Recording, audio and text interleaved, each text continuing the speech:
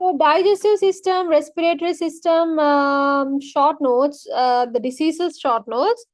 I only received from a few. මට miss දිව්‍යා මේ forward කරලා තියෙන කීප දෙනෙක්ගේ විතරයි. අනිත් අයගේ ටික මොකද? එවන්නේ නැද්ද?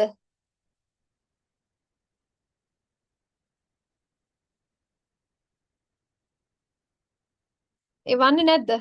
Because if you are not sending, I will have to see what the problem is, no? But I don't think the funeral was there the whole week, no? මුළු සතියෙම තිබුණේ නැහැ නේ funeral එක. You could have found at least a little bit of time for that. So because this is actually not just last week, විතර කලින් week එකේ ඉඳන් digestive එවන්න කියලා කියන්නේ. And last week respiratory තියෙනවා and today it's only getting added up. ටට්ටක් ගාලා පොඩ පොඩ ඉවර කරගත්ත නැත්නම් ඔක්කොම add up වෙනවා. Then it's a lot, right?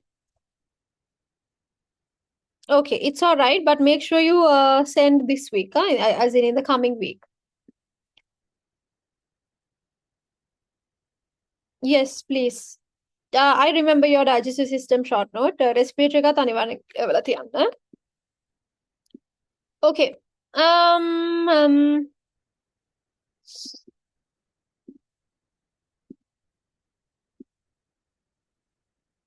One second.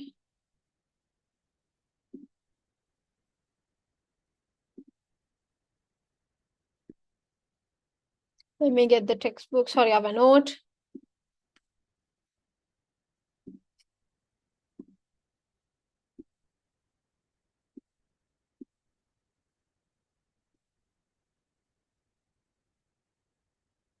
Sure.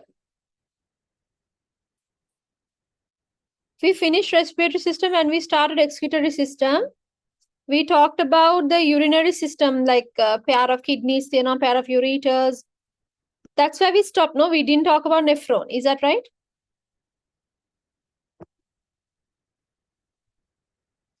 Is that right, Lamai? Yeah. Okay. Let me get this to the whiteboard. Give me a second, Lamai.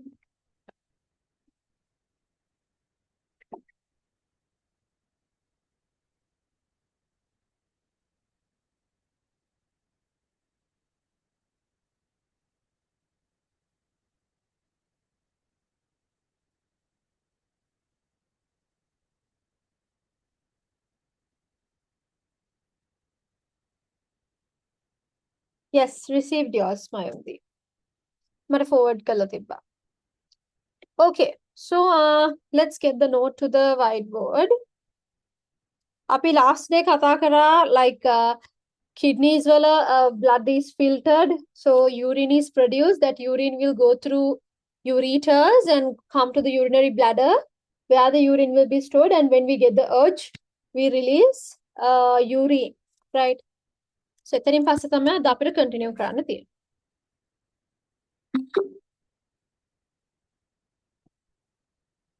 Yes, I will let her know.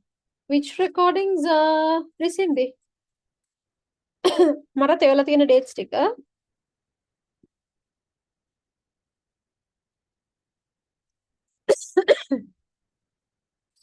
Okay. Urine is transported through ureters and stored in the urinary bladder. We already talked about this. Then it is released out of the body through urethra. Urethra is the opening. By the way, there are the newcomers. Synergy, you are new today, right?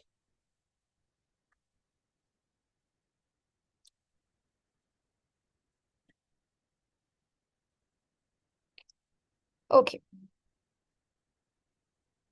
So now this is the cross section of a kidney. Right? Kidney එකක් මැදින් කැපුවා මෙන්න මේ වගේ තමයි පේන්නේ.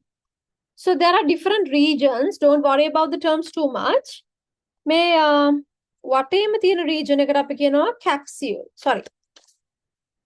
එළියෙම තියෙන cover එකට කියනවා අපි capsule. මේ එළියෙම තියෙන cover එකට තමයි අපි කියන්නේ capsule එක කියලා. This is the kidney, right? That's capsule.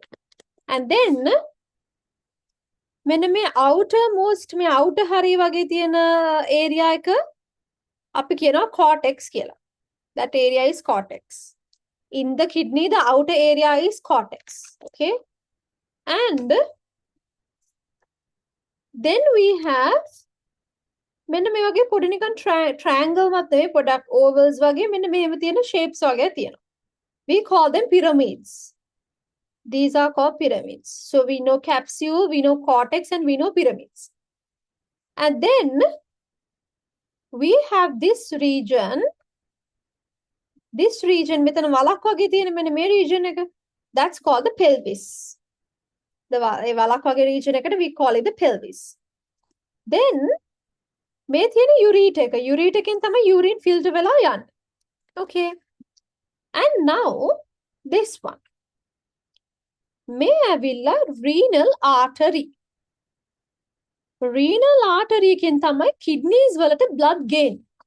Now lamai, we know that the nutrients that we consume in food, who transports these nutrients from one place to another?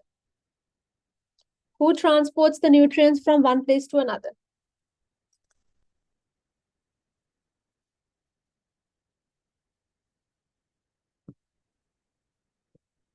Correct, yes. Others? Yes.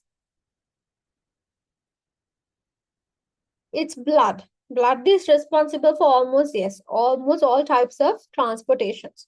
So, api khana camera the nutrients ek tang to transport karane blood.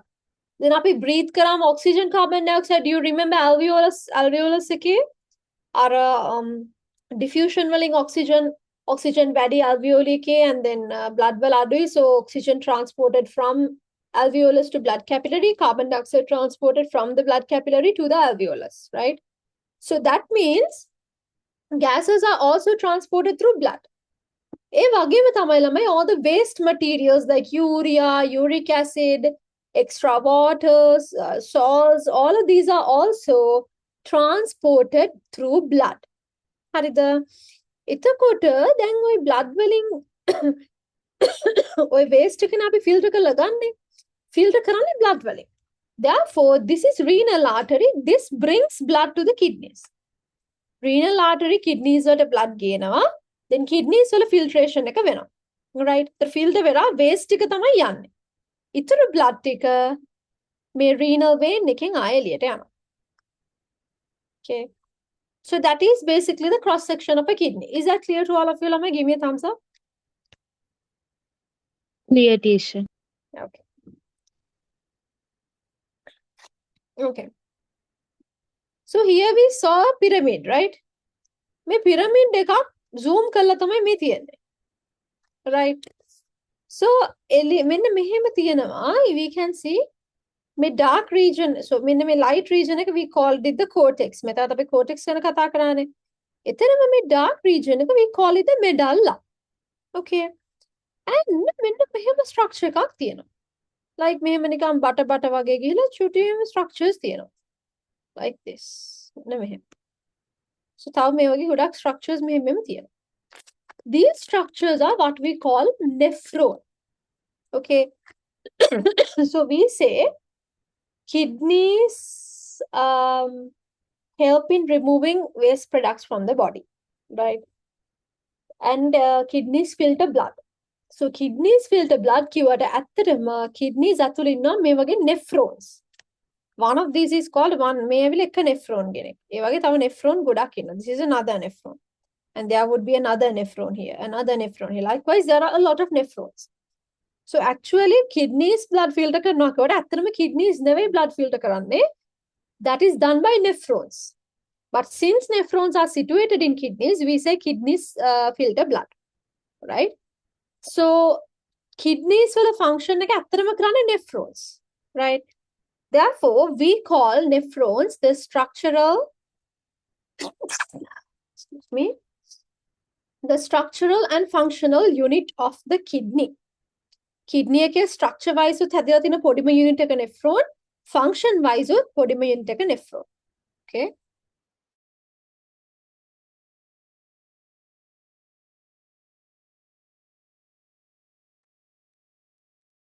So, the structural and functional unit of kidney is the nephron. And there are about 1 million nephrons in a kidney.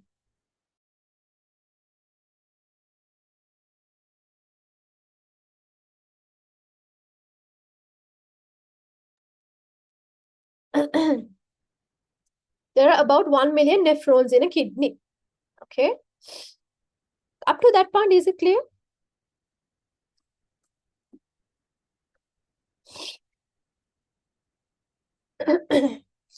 Hurry.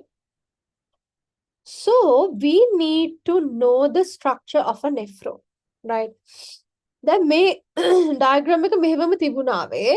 I'm going to draw this diagram separately. Nephron. ඔයගොල්ලන් කවුරු draw කරන්න එපා. Just listen. So first of all, there's this cup-like structure. මේ nephron එකක් මම අඳින්නේ. මෙතන cup එකක් වගේ structure එකක් තියෙනවා. මේ structure එකට අපි කියනවා Bowman's capsule. So it's called a Bowman's capsule because a man called Bowman තමයි එක හොයාගත්තේ. Bowman කියලා කියන තමයි එක හොයාගත්තේ, right? So this is called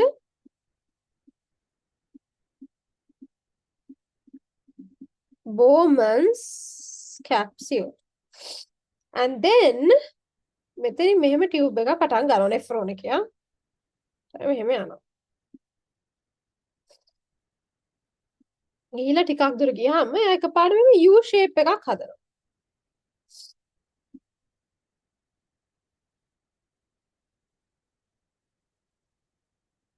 ආයෙත් ටික මෙහෙම යනවා. ගිහිල්ලා ලොකු බටයකට connect වෙනවා. Okay, so this is basically a nephron. So this U shape, we call it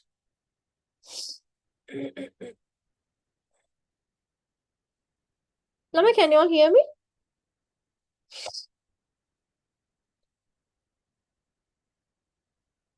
Because my connection, it says, hang on, right, I had nothing because my connection unstable.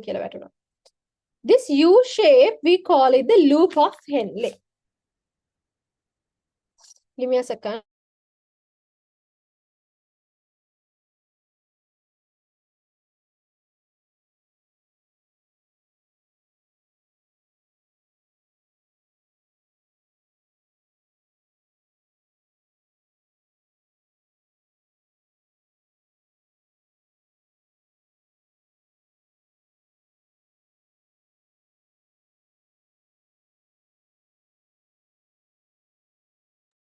Oh, can you all hear me?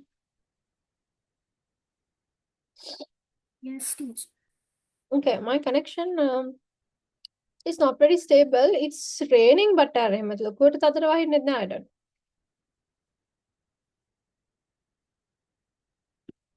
Okay, 1 second. Let me reshare the whiteboard. If by any chance my line is breaking or lagging, let me know.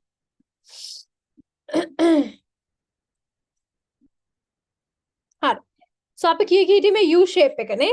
This U shape we call it the loop of Henle. ඒකට එහෙම කියන්නේ because there was a man called Henle.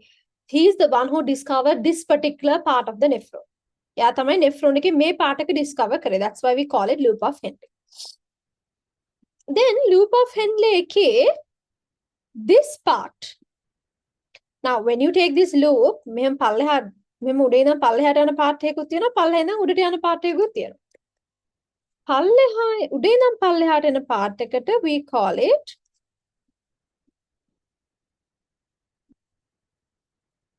ascending limb. යට ඉඳන් උඩට යන part එකට we call it, sorry, this we call it descending limb. Descend වෙනවා කියන්නේ හැම වෙලේම අඩු වෙනවා කියන එකනේ පල්ලෙහාට යනවා කියන එක. So here also මේ උඩේ ඉඳන් පල්ලෙහාට යන්නේ. That's why we call this descending limb. And this is ascending limb.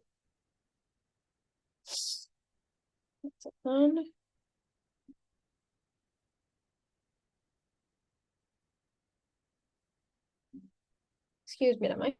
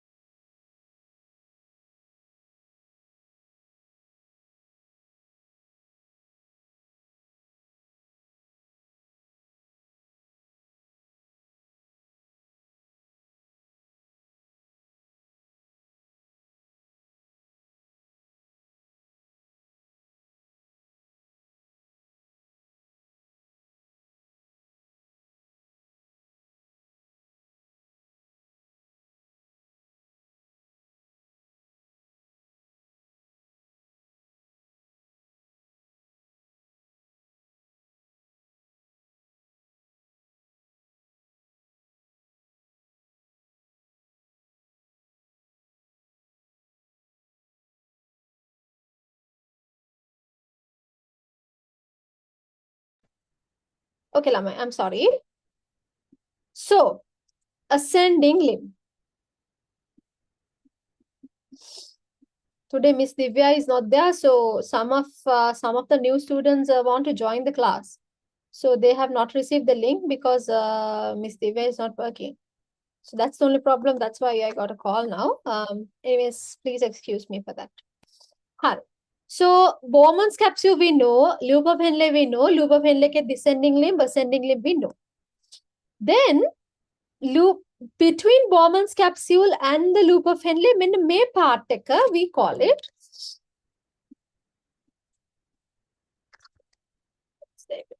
May part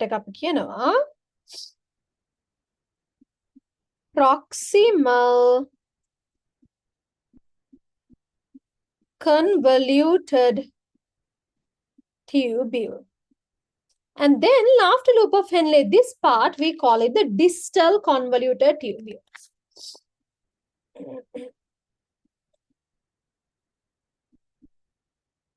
Distal convoluted tubule. And finally, this part, collecting duct. Collecting duct is a common duct. Nephrons go to connect to line. So the collecting duct is the one that's collecting everything from different nephrons. It's like a continuous tube. So this is called the collecting duct. Now, this is the structure of a nephron. Is this clear to you, Lama? Structure of the nephron, is that part clear? Then මෙහෙමයි වෙන්නේ. So, අපි ඒ part එකත් note එක අරගෙන මෙමු board එකට so that we could talk about it. මම මේ චූටි part එක විතරක් ගන්නම් and then after we learn this, we'll go through the note one more time. Now, when we talk about how urine is formed, I told you all the waste is transported through blood, right? Blood filter කරාම තමයි urine හැදෙන්නේ. Okay. So, එතකොට මේ urine filtration වල there are 3 steps. First step is ultrafiltration. Second step is called selective reabsorption. And the third step is called secretion. So all these 3 steps must happen for urine to be formed. Mama දැන් ඔන්න steps තුනම කියා දෙනවා using the diagram, right? Now, do you remember kidneys වලට ආවා renal artery එක?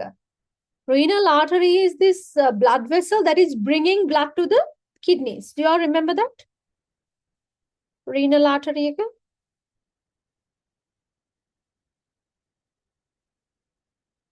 Yeah. So renal artery එක ඇවිල්ලා kidneys වලට, then it breaks into different small branches. And these branches go to nephrons. These branches, we call them arterioles. Artery එකෙන් කැඩිච්ච branch එක we call them arterioles. So, මෙන්න මෙහෙම arteriole එකක් ඇවිල්ලා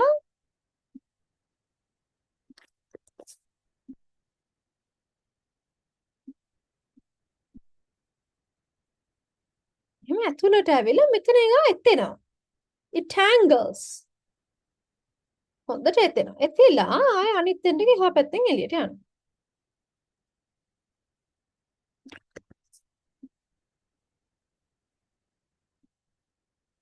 So I told you artery wala choti branches, we call them arterioles.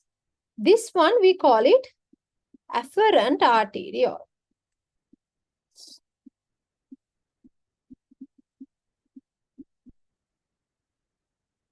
This one we call it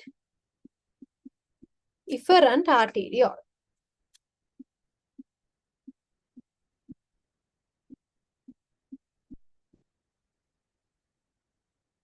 Now this is what happens. Renal artery brings blood to the kidney. And that renal artery breaks into smaller branches called arterioles. These branches only go to the nephrons. ඔන්න ඔහම ආපු එක branch එකක් තමයි මේ afferent arteriole එක. Right? Afferent arteriole එක මෙහෙම ඇවිල්ලා inside the Bowman's capsule එයා convolute වෙන. කියන්නේ එතෙනවා. එතිල බෝලයක් වගේ හදනවා. right? හදලා ඉතුරු එකේ අනෙක් end එක මේ පැත්තෙන් එළියට එනවා. This ball of capillaries, we call this glomerulus. Now what happens is ළමයි afferent arteriole එකේ ඉඳලා blood ආවම inside the glomerulus the blood is filtering. Filter කරන cup එක තමයි Bowman's capsule එක. So afferent arteriole වලින් ඉඳන් blood එනවා. Now this blood contains waste material and all that. So this blood comes and then in the glomerulus the blood is filtered. Filter වෙලා යා මෙහෙම Bowman's capsule එකේ එකතු වෙනවා. Blood is collected at the Bowman's capsule. Now how is blood filtered? නිකන් blood වලට පුළුවන් ද capillary wall එකෙන් එළියට යන්න. එයාට ඕන විදියට. එහෙමනම් මේ හරියනොත් leak වෙනවනේ. මේ හරියනොත් leak වෙනවා. So එහෙම යාට ඕන විදියට යන්න බෑ. So there is a certain mechanism how blood is filtered in the glomerulus. What can you say about the thickness or the diameter of the afferent arteriole and efferent arteriole? What can you say about the diameter?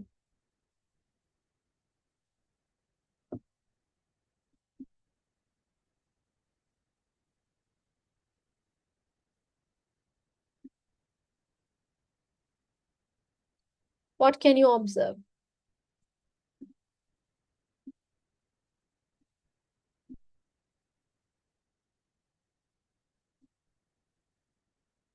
Okay, others?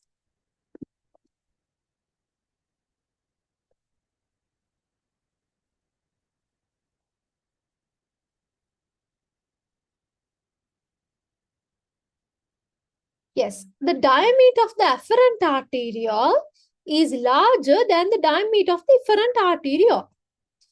මම මේකට චුටි example එකක් කියා දෙනවා. අපි හිතමු ඔන්න දැන් තියෙන ලොකු corridor එකක්. මේ corridor එක එක තැනකදී එකපාරට narrow වෙනවා. එකපාරට චූටි වෙනවා corridor එක, right? Now let's say in this corridor 100 students are going, right? 100 students are shape එකේ ඒගොල්ලන්ට යන්න ඉඩ තියෙනවා because the corridor is quite broad, right? Quite wide. So මේ 100 students මෙතන shape එකේ යනවා ගිහිල්ලා now the corridor narrows down. Then මොකද මේ 100 students අට වෙන්නේ they will have to squeeze through. And can you understand that there will be a lot of pressure? ගොඩක් ඉඩ තියෙන තැනක ඒගොල්ලෝ freely යනවා වගේ නෙවෙයි. Now the diameter is smaller. So now they don't have enough space to move. So ආපු කට්ටිය ඔක්කොම යන්නත් ඕනේ. ඒ 100 students එතන යන්නත් ඕනේ. So then do you understand because of the tightness there will be a lot of pressure? Did you understand that? Give me a thumbs up if it's clear.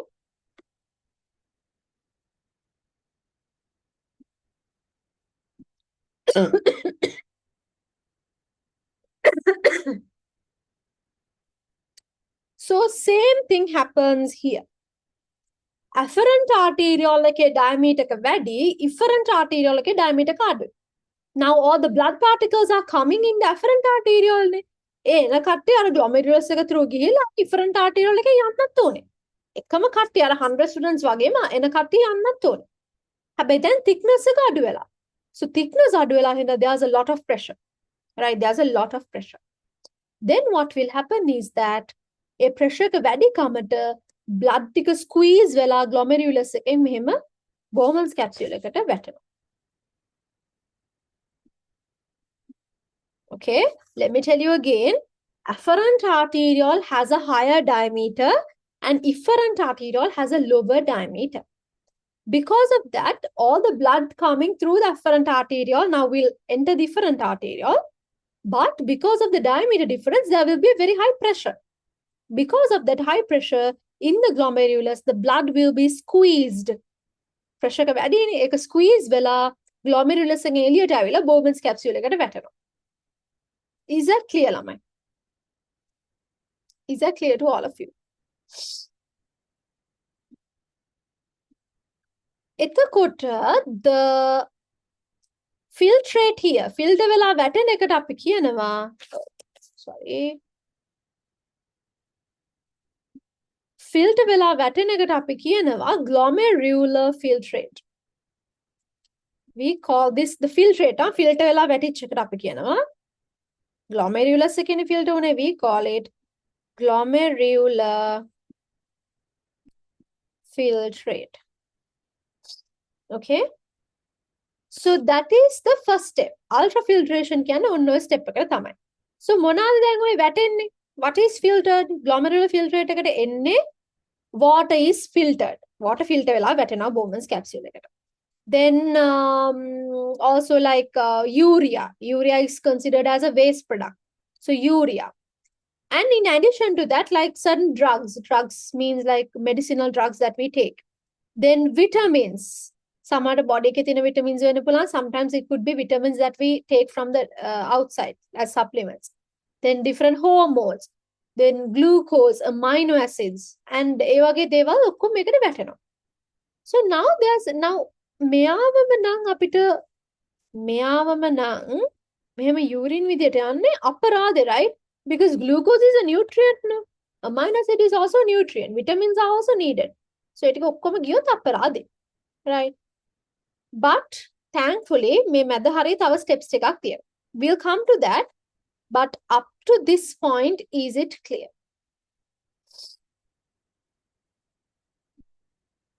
First step, we are talking about, okay, we are talking about the first step, ultrafiltration. Ultrafiltration, as I said, afferent arterial, efferent arterial diameter ka venas. So there's a high pressure. Because of that,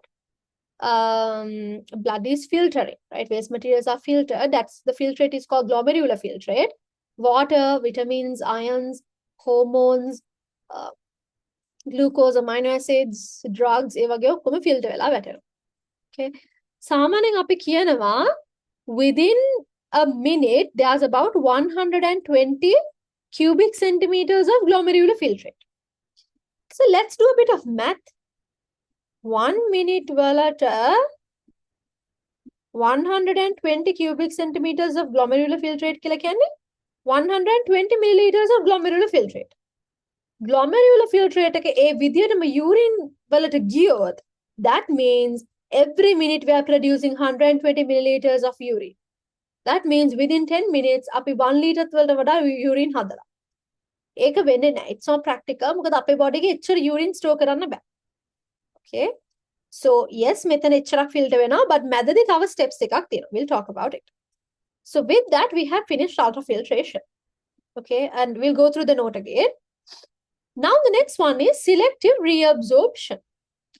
Selective reabsorption වල වෙන්නේ දැන් nephron එක ඉතුරු ටික යනවානේ, right? දැන් මේ glomerular filtrate එක will be moving through the rest of the nephron.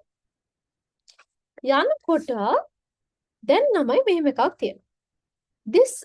The efferent arteriole that is coming out, එයා මෙහෙම ආයෙ ඇවිල්ලා මම එක ඉරකින් අඳින්නම්, but I'm drawing the efferent arteriole. මෙයා වටේ එතෙනවා. වටේ එතෙනවා. ඒක චුට්ටක් ගොඩාක් ඔතන නැතුණින් තනින් තන වගේ අඳින්න so that it's clear. Don't draw now. So එයා වටේම එතෙනවා. Right? And then මේ මැද තැන්වල where this is closer to the nephron, what will happen is that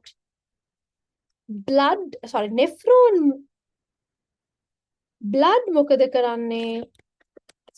nephron වල තියෙන ගොඩක් ඒවා ආය blood වලට ගන්නවා. Nephron to blood. Because now I told you in ultrafiltration, there's like glucose, amino acids and all of that going to the glomerular filtrate. ඒවා urine එක ගියොත් I told you අපරාධනේ. ඒ කියන්නේ ඒවා ටික ආය blood වලින් reabsorb කරගන්නවා. So out of all the glomerular filtrate, මේ මැදදී ආය blood වලින් කොහොමද reabsorb කරන්නේ? මේ බලන්න මේ වගේ තැන්වල blood vessel is here, nephron is here. Since they are quite close, මෙහෙම blood වලින් ඒවා reabsorb කරගන්න. Blood capillary walls are like permeable. එතකොට materials වලට exchange වෙන්න පුළුවන්. So මොනවාද exchange වෙන්නේ? අර glomerular filtrate එකේ filter වෙච්ච water වලින් 90% of the water will be taken back by blood. අක්ෂර වතුර ගොඩක් ගියොත් එහෙම අපි dehydrate වෙන්නේ. ඒකින්ද ඒ ටික ආයෙ blood වලට ගන්නවා. එතකොට අතන ෆිල්ටර් වෙලා තිබ්බ glucose, amino acids, vitamins ඒ ඔක්කොම ආයෙ ගන්නවා. සමහර drugs because imagine now I drink a Panadol. Right? දැන් මගේ අතර ඉදෙනවා මම Panadol එකක් බොනවා. බොන Panadol එක මෙහෙම බොඩි එක වටේ යනකොට යා කිඩ්නිස් වලට යනවනේ. ගිහලා එතනදී ආයෙ ඒක ෆිල්ටර් වෙනවා. ෆිල්ටර් වෙලා හැමම යූරින් වලින් ගියොත් Panadol වලට වැඩේ කරන්න වෙන්නේ නැහැ නේ. යා යූරින් වලින් යනවා. But thankfully selective reabsorption වලදී යාව ආයෙ blood වලින් මේ absorb කරගන්න. Then blood Panadol will move everywhere and then it will come to let's say මගේ අතේ අමාරුවක් කියලා. So ඒ හරියට ඇවිල්ලා එයා pain එක නම් කරනවා. So ඒකෙන්ද ඒ drugs එම ආයෙ reabsorb කරනවා. Then urea චුට්ටක් ආයෙ reabsorb කරනවා. uric acid කියලා එකක් තියෙන ඒවා චුට්ටක් reabsorb කරගන්නවා. ඒ වගේ ගොඩාක් ඒවා reabsorb කරනවා. So I told you in 1 minute the amount of glomerular filtrate produced in ultrafiltration first step okay is 120 milliliters. I told you එච්චරක් හැදුනොත් එම urine that's going to be a problem. But selective reabsorption වල මෙතනින් 95% ම ආයමත් blood වලට ගන්න. ඉතුරු ටික තමයි urine එක යන්නේ. Is that clear to all of you?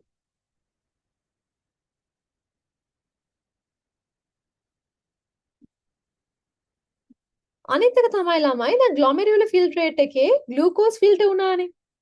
Healthy person කෙනෙක්ගේ ඒ glucose ටික ඔක්කොම ආයෙ reabsorb කරගන්නවා in the second step which is selective reabsorption. The reason is glucose urine වල තිබ්බොත් ඒ කියන්නේ ඒ කෙනාට diabetes. ඒකින්ද glucose urine වල තියෙන්න බෑ healthy කෙනෙක්. ඒ glucose ඔක්කොම ටික reabsorb කරගන්නවා blood වල. Okay? In the selective reabsorption which is the second step. Now let's move on to the third step. So second step is done.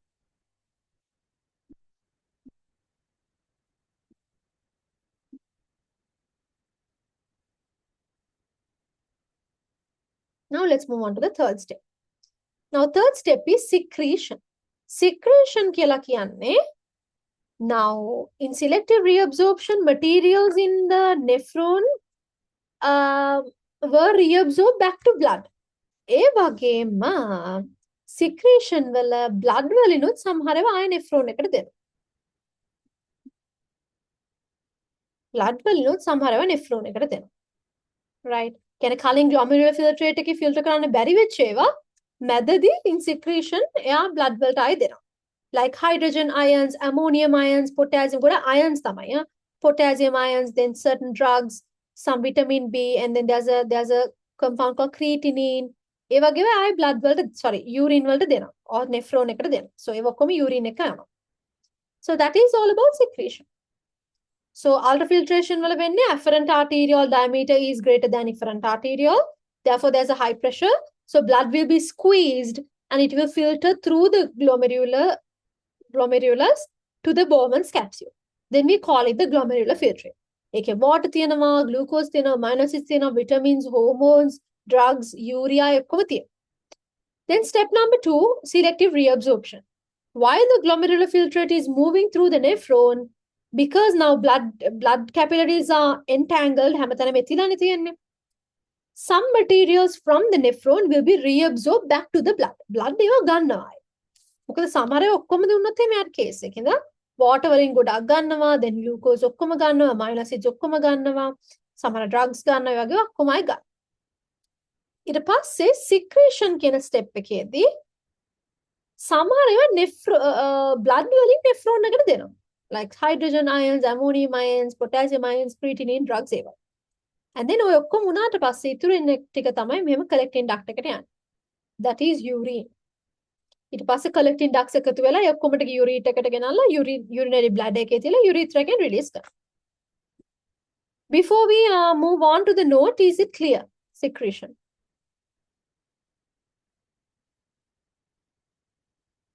Others? Sure. Okay, now let's go to the note. Before that, Lamai, can you all draw this diagram? I would prefer if you draw this at a place where there's a lot of space. නිකන් writing book එකේ හරි කොහේ හරි මේක draw කරගන්න. මොකද nephron එකක parts ඔක්කොම දැනගෙන ඉන්න ඕනේ අපි. ඔයගොල්ලන්ට draw කරන්න එන්නේ නැහැ exam එකේ. But parts ටික මතක තියාගන්න තමයි මම draw කරන්න කියලා කියන්නේ. Okay? So if you have space in අපේ note එකේ space තියෙනවද? Let me check the note. Not really, no?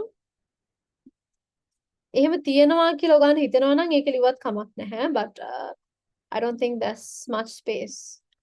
So you can just take a separate piece of paper or like your writing book and draw it there.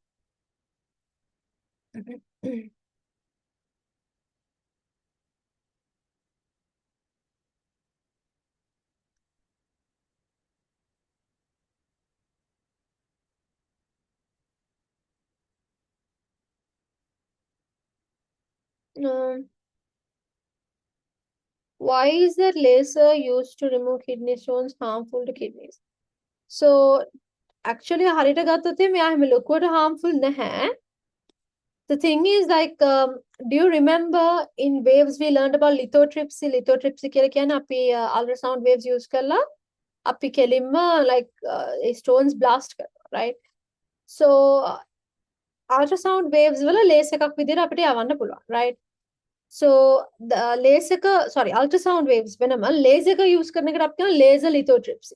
So usually laser එක use කරද්දී they like as far as I know they do it like to the point. Kidney stones දෙන තැනට හරියටම ඒගොල්ලෝ laser beam එක focus කරනවා.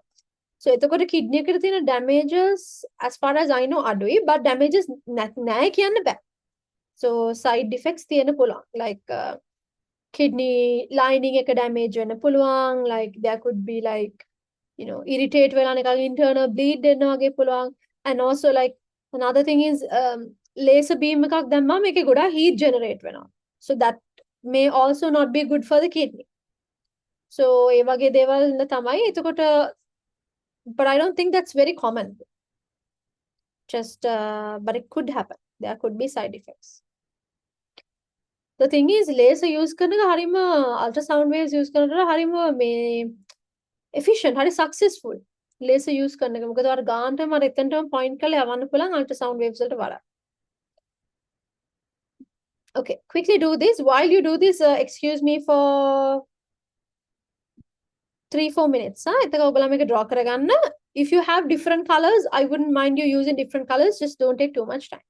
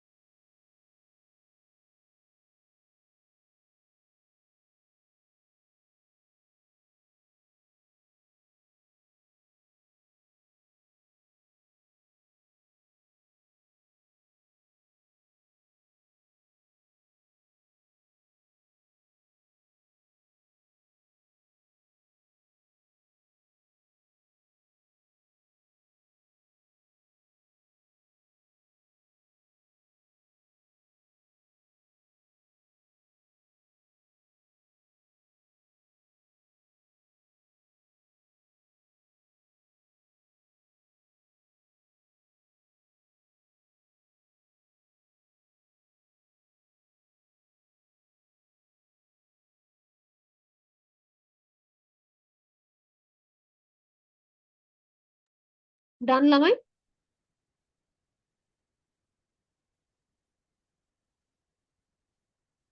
Okay, others?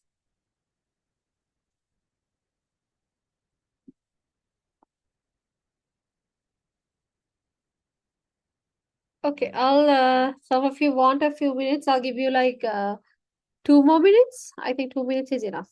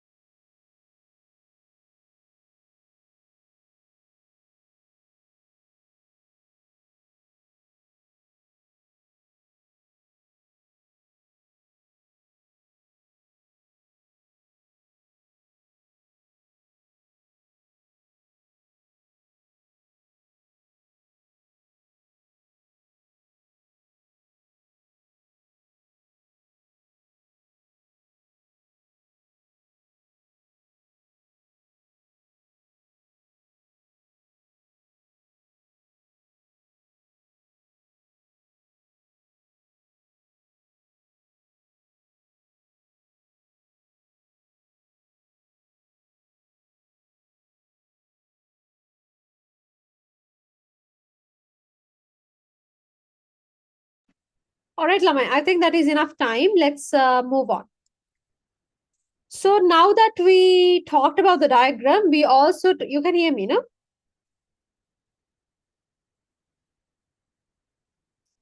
All right. So now that we talked about the diagram and we also talked about the steps, අපි note එක read කරමු steps වල, right? So first of all, we'll talk about ultrafiltration.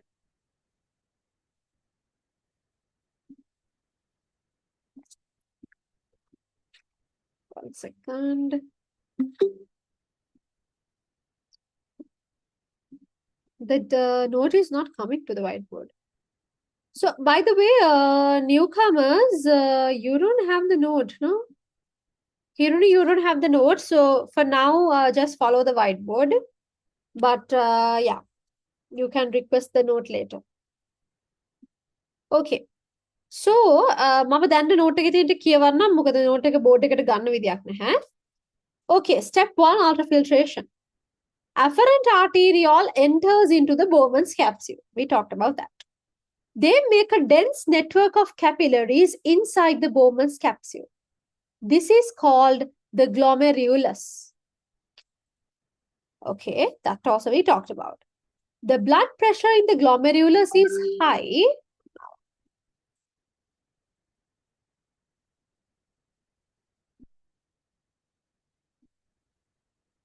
All right. Okay. So afferent arteriole enters into the Bowman's capsule. They make a dense network of capillaries inside the Bowman's capsule. Then it's called the glomerulus. The blood pressure in the glomerulus is high. So blood gets filtered through the wall of glomerulus and inner wall of Bowman's capsule. Bowman's capsule එකේ ඇතුලේ wall එක through නේ යන්නේ ඇතුලේ cup එකට fill වෙන්න. Then it gets collected in the cavity of the Bowman's capsule. How is blood pressure in the glomerulus high? The diameter of the efferent arteriole, efferent කියන්නේ යන්නේ කෙනා, is smaller than the diameter of the afferent arteriole. Therefore, there is a high blood pressure. Maybe question එකක් අහන්න පුළුවන් exam එකේ. All right. The filtered fluid is called the glomerular filtrate. What are the constituents of there's a typo. Make a චුට්ටක් change කරගන්න glomerular filtrate, not the blood plasma.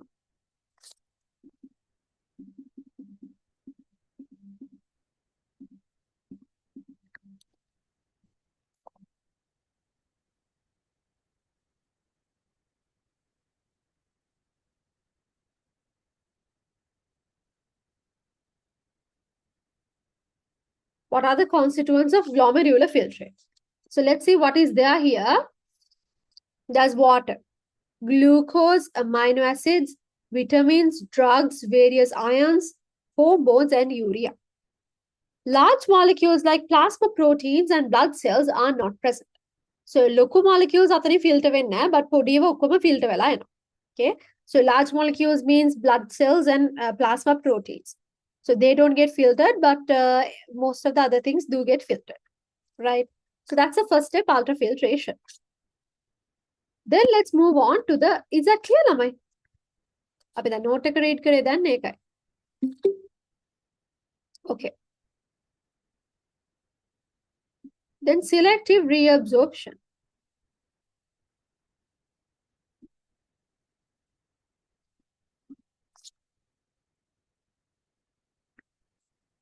With this, we're done with the urinary system.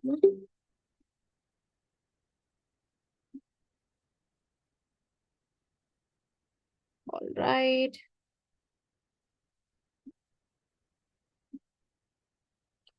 Okay. So, step 2, selective reabsorption. When glomerular filtrate moves along nephron, most of the constituents are absorbed back into the blood capillaries. මොනවාද reabsorb වෙන්නේ? 90% of water. Vitamins, uric acid, all the glucose, amino acids, part of salts, small amount of urea, drugs. මේ ඔක්කොම ආයෙ blood වලින් reabsorb කරගන්න. So this is the selective reabsorption part. The volume of the glomerular filtrate formed during 1 minute in a healthy adult is 120 cubic centimeters. That is about 120 milliliters. හැබැයි එතන 95% will be reabsorbed back in selective reabsorption. Okay, ඒකයි අපිට 120 milliliters 1 minute කියන්නේ that's a lot. හැබැයි එච්චර urine හැදෙන්නේ නැහැ because 95% of that will be reabsorbed back to the blood. 100% of glucose is reabsorbed in healthy people. But in diabetes patients, glucose is not totally reabsorbed. Samanyan glucose test එක මුලින්ම බලන්නේ urine sample එකක්, they check if there is glucose. In a healthy person, all the glucose will be reabsorbed back to the blood, so there will not be any glucose in the urine. However, if you're not healthy or if you're a diabetic patient, all the glucose will not be reabsorbed back to the blood. So there will be some glucose left. ඒක තමයි ඒතර urine sample එකෙන් අපිට detect වෙනවා. ඒකෙන් අපිට කියන්න පුළුවන් this person has diabetes. All right. Then secretion. Some materials in the blood capillaries also enter into the tubules. Tubules again nephron, right? If you want, you can put a bracket there. Tubules means nephron.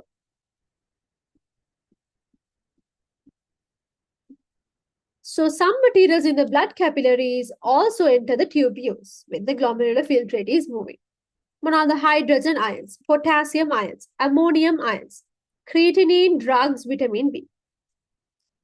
Then composition of urine in a healthy person. Like if you are healthy, wagi urine wala composition එක මෙහෙම තියෙනවා. So there should be 96% water. Salts තියෙනවා 2%. Urea තියෙනවා again about 2%. Uric acid තියෙනවා trace කියලා කියන ළමයි ගොඩක් අඩු percentage එකක් තියෙනවා. creatinine also it's trace ගොඩක් අඩු percentage එකක් තියෙනවා. So this is the composition of urine in a healthy person. Is this clear ළමයි?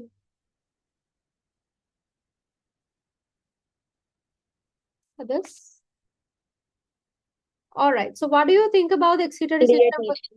Okay. Was it easy or difficult? Excretory system. Easy. Okay. Others, what do you think? What are your thoughts about the excretory system?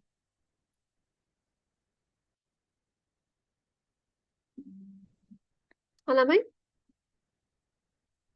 අමාරුද ලේසිද?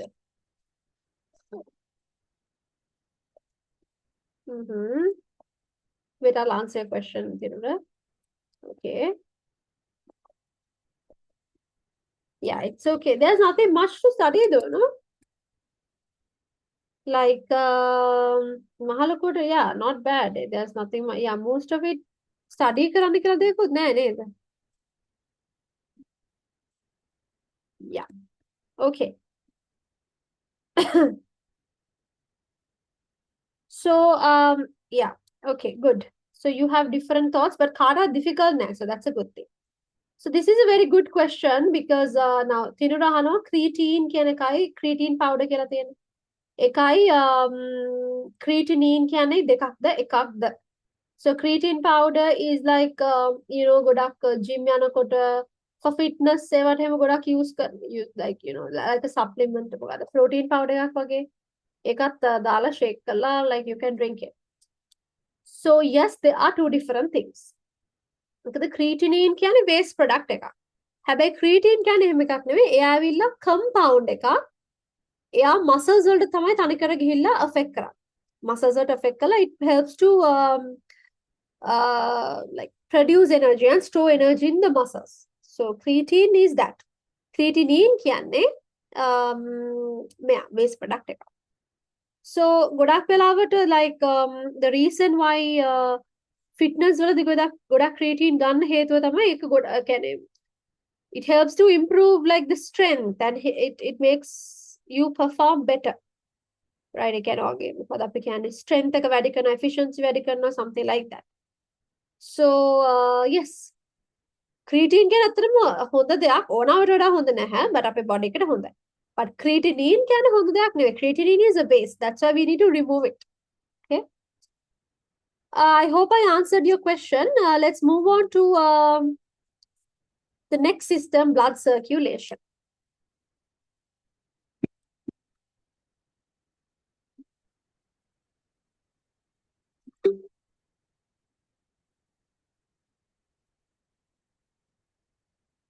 Please excuse me, Lamai.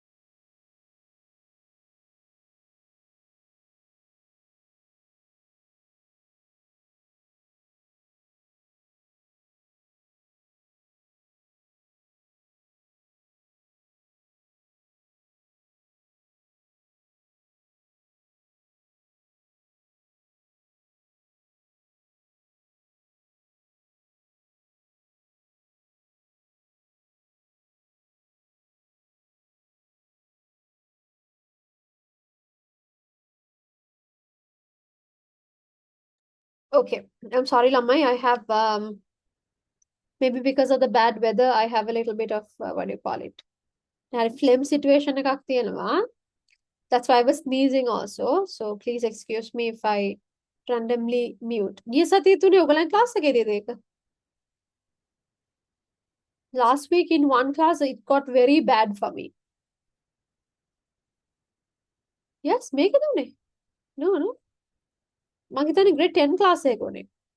So grade 10 class එක I was sneezing and sneezing and sneezing. I couldn't stop. So I could not do the class properly at the beginning, but ඊට පස්සේ එක හරි ගියා මං හරියන සැරට අවිල කරා. But yeah, so today it's actually not that bad. Yes, පීනසේ. මේ ඇවිල්ලා කෙලිම පීනසේ තමයි. So ඔයගලන්ටත් කාටට පීනසේ තියෙනවා, you know how bad it could become. And I also have wheezing, so like inhale එකක් ගන්නවානේ. So yeah, because of these days it's raining also, so එතකොට චුට්ටක් වැඩි. So all I'm trying to tell you is, if I randomly switch off the camera, please be understanding. That's the reason. Yeah. Yes. Grade 11 maths class again. Okay. So Hirudi, that was your first day in that class, no? I'm pretty sure you had like a traumatic experience because I was like switching on the camera off, on, off, and mute, unmute because it was it's not possible to teach while sneezing. That's why. Okay, anyways, blood circulatory system. We're talking about blood circulation. This is probably the longest part of the lesson, right? So blood, we have already talked about connective tissues in grade 11 first lesson, right? First lesson, yes. So අපි first lesson එකේ කතා කරා plant tissues ගැන, and then we talked about animal tissues. Under animal tissues, we talked about epithelial tissues, connective tissues, muscle tissue, and nervous tissue. So we already know what a connective tissue is, right? And it's a red color fluid, yes. And it consists of corpuscles and plasma. Corpuscles are the particles part. Particles, they know corpuscles. Plasma කියන්නේ the liquid part, right? So ඔයා normal blood sample එකක් අරගෙන, so ඔයාගෙම නැතත් like hospitals වල නැත්නම් clinics වල හරි whatever, when you are sick and sometimes the doctor asks you to take to give the blood sample to the hospital or to a lab or somewhere. සාමාන්‍යයෙන් මේ blood sample එක ගන්න store කරනවානේ tube එකේ තියලා ටිකක් වෙලා තියෙනකොට එයා මෙව ලේ දැන් blood is just red color, no, it's like a red, it looks like a red consistent liquid. But when you put it in a tube and you store it for some time, your layers දෙකකට separate වෙනවා. So all the corpuscles, that means the particles, all of them will sink to the bottom, right? And then the liquidy part will stay on top. So the part that sunk to the bottom, we call it corpuscles. And the part that is floating above, we call it the plasma. සාමාන්‍ය blood sample එක ගත්තොත් 45% ම තියෙන corpuscles, 55% is plasma, right? So when you talk about corpuscles, plasma ගැන අපි පස්සේ කතා කරමු. Let's talk about corpuscles first. As I told you, corpuscles are the particles, right? There are 3 types of corpuscles in blood. එකක් තමයි red blood cells. The other one is white blood cells, and the third type is platelets. Okay, මේ තුන තමයි corpuscles වල තියෙන්නේ. The particles present. අපි මේ ඔක්කොම වෙන වෙනම කතා කරමු. Okay. So red blood cells. Red blood cells are called erythrocytes. Right? අපි red blood cells වලට sometimes red blood cells කියන word එක අපි shorten කරලා we call it RBC. And sometimes to be like more scientific and professionally වගේ කියද්දී අපි erythrocytes කියලා කියනවා. සාමාන්‍යයෙන් 1 cubic millimeter. 1 cubic millimeter blood ගත්තොත් එහෙම එතන තියෙනවා about 5 million red blood cells. That's quite a lot, right? So that means සාමාන්‍ය red blood cells ගොඩක් ඉන්නවා. It's red colored biconcave disc-like cells. For this, I will show you a picture. One second, let me get a picture.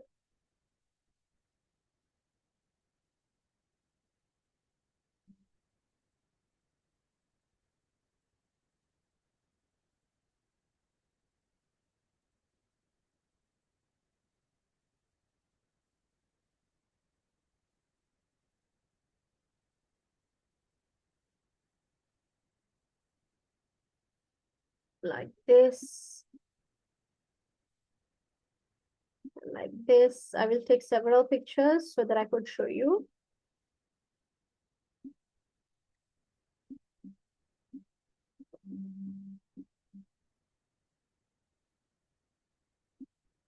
Okay. බලන්න red blood cells ගත්තාම නිකන් disc එකක් වගේ නේ තියෙන තැලිලා වගේ තියෙන්නේ. It's like a disc like cell. And also it's red colored. So red blood cells are all red in color. Biconcave. Biconcave කියලා කියන්නේ බලන්න මේක side එකෙන් බැලුවොත් එයා පේන්නේ මෙන්න මේ වගේ. මේ පැත්තෙත් concave, මේ පැත්තත් concave. ඔන්න ওই විදිහට තමයි side එකෙන් බැලුවම red blood cell එකක් පේන්නේ. That's why we call it biconcave. So red blood cells are red, biconcave and disc-like cells. They are formed in the red bone marrow. Red bone marrow කියන්නේ ළමයි අපේ bones ඇතුලේ there are different regions. So some regions are called red bone marrow, some regions are called yellow bone marrow. එම් කිය එක එක regions තියෙනවා bone එක ඇතුලේ. So එහෙම එක region එකක් තමයි red bone marrow කියන්නේ. So red blood cells are formed in the red bone marrow. Okay. The lifespan of red blood cells are about 4 months. That means roughly 120 days. So red blood cell එකක් හැදිලා red bone marrow එකේ හැදිලා ඊට පස්සේ blood වලට release වෙලා එයා 120 days එයාගේ වැඩේ කරනවා. And then after about 120 days එයා ආයෙම චුටි චුටි කැලි වලට කැඩිලා disintegrate වෙලා යනවා. So that's the life of a red blood cell. Okay. So what is the function of the red blood cell? Red blood cell එකෙන් කරන්නේ ළමයි අපේ body එකේ oxygen transport කරන. So you know our body receives oxygen from breathing. And අපි breathe we already talked about the respiratory system. Respiratory system එකේ අපි inspiration කරලා alveolus එකේ exchange වෙලා cellular respiration වලට oxygen use කරනවා. Cellular respiration, what is the importance of cellular respiration? What is the importance of cellular respiration?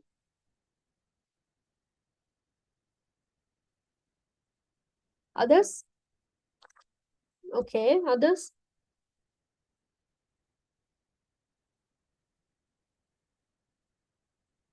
कौन है?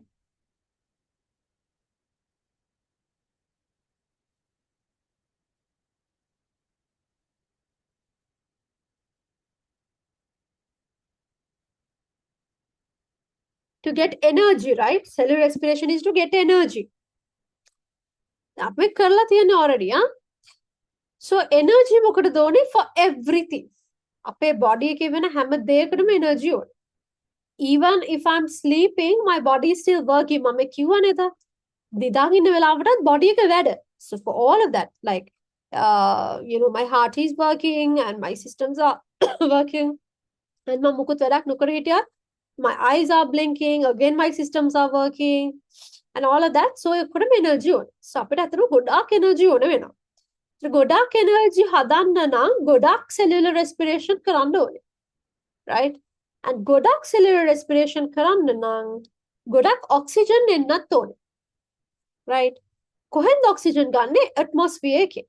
Right? So atmosphere එකෙන් ගන්න oxygen මං කියවනේ ඔක්කොම එන්නේ නැහැ කියලා blood වලට. අපි හදාන්න ඕනේ පුළුවන් තරම් blood වලට ගන්න.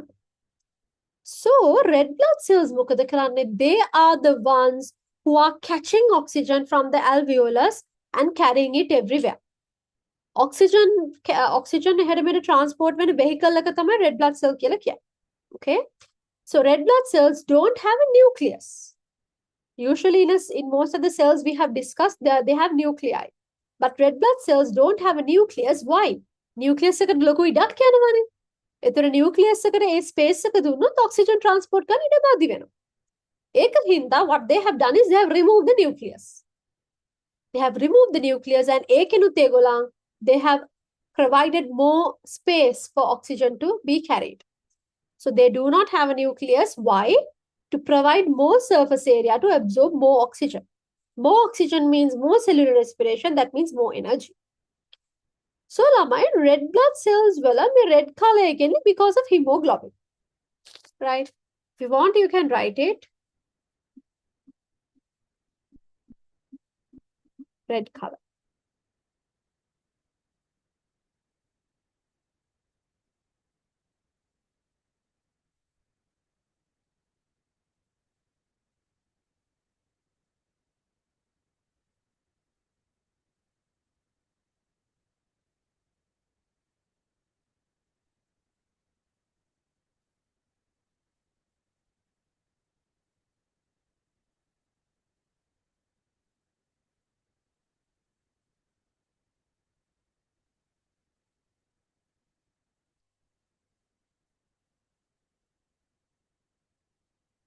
Okay.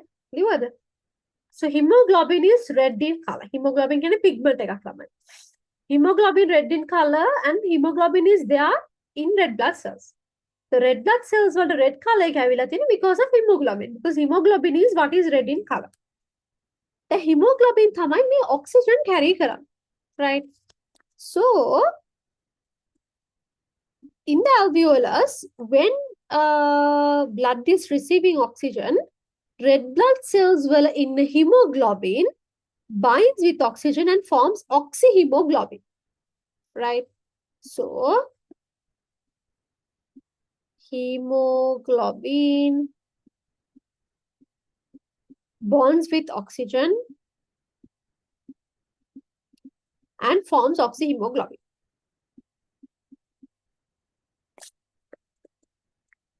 Oxyhemoglobin. And oxyhemoglobin විදියට තමයි oxygen හැමතැනම transport කරන්නේ, right? Then transport කරලා හිතන්න there is a particular location now oxygen release කරන්න ඕනේ. අයි දැන් හිතන්න මේ cell එක කියලා. ඔන්න cell එකක් ළඟට ආවා blood. දැන් cell එකට cellular respiration කරන්න ඕනේ. To do cellular respiration it needs oxygen. So oxyhemoglobin මෙතනට ඇවිල්ලා මොකද කරන්නේ? එයා oxygen මේකට release කරනවා. Oxygen අයින් කරාම it becomes hemoglobin again. And the eye lungs alveolus පැත්තට ගිහිල්ලා again oxygen අරන් oxyhemoglobin හදනවා. Then again come to whatever the target location, release oxygen and again becomes hemoglobin and then goes back to the alveolus, gets oxygen like that. The cycle continues. Is that clear, Lamai?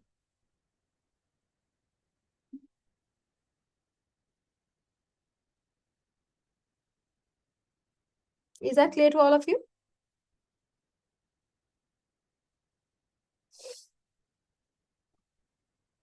Okay.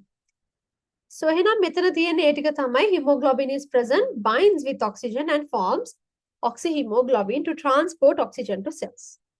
Right? Okay, so that is about red blood cells. It's pretty straightforward, right? Red blood cells වල මහ ලොකු complicated දේවල් නැහැ. එයා කරන වැඩේ ටිකක් හරි straightforward, right? It's very ඒක වැඩයි කරන්නේ. ඒ වැඩේ එයා ඒ විදිහට කරනවා. Oxygen transport කරන එක තමයි එයා කරන්නේ, right?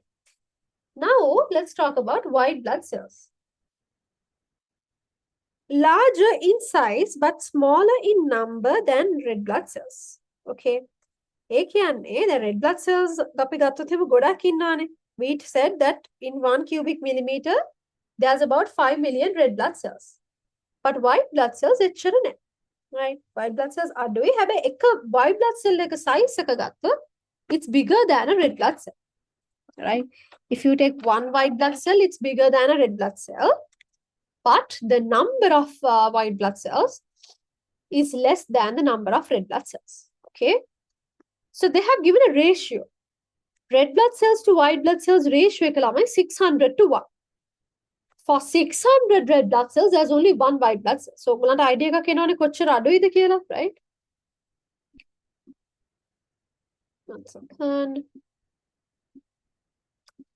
So when you talk about the number of white blood cells, 1 cubic millimeter has only about 4,000 to 11,000 white blood cells. But red blood cells කොච්චර තියෙනවද? 1 cubic millimeter වල there's about 5 million red blood cells. But white blood cells, 1 cubic millimeter vela, there's about 4,000 to 11,000. So it's much less. It's colorless. It doesn't have a color. It's also formed in bone marrow, just like red blood cells. And now red blood cells didn't have a nucleus. Now white blood cells, they do have a nucleus. Okay, they do have a nucleus. So there are different types of white blood cells.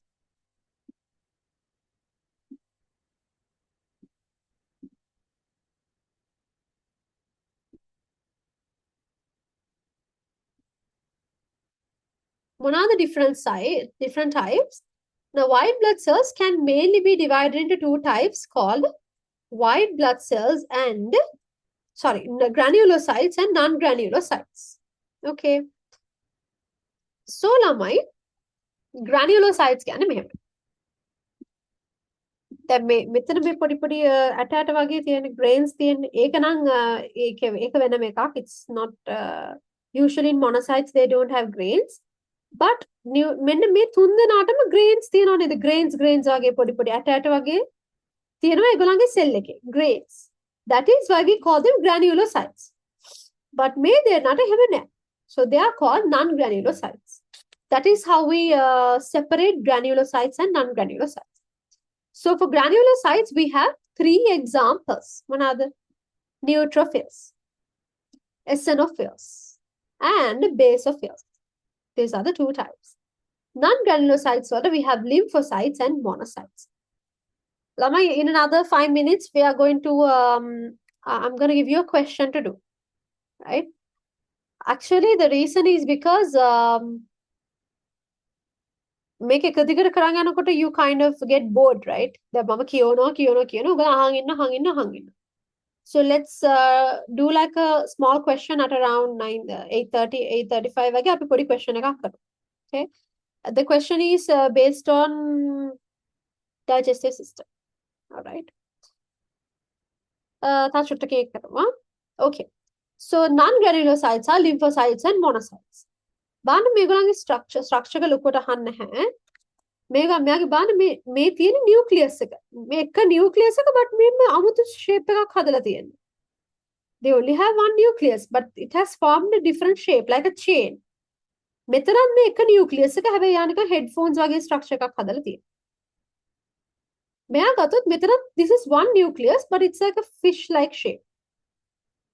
Lymphocytes also just one nucleus but එයා නිකන් බෝලයක් වගේ හදලා තියෙනවා. Nucleus එක. Monocytes ගත්තොත් it's like a kidney bean.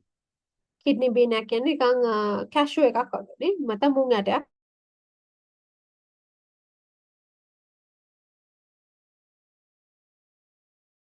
All right. So what are the functions of white blood cells? They protect the body from infectious particles that enter the body using two processes. අපේ body එකට enter වෙන infectious particles destroy කරනවා with using two processes. එකක් තමයි phagocytosis.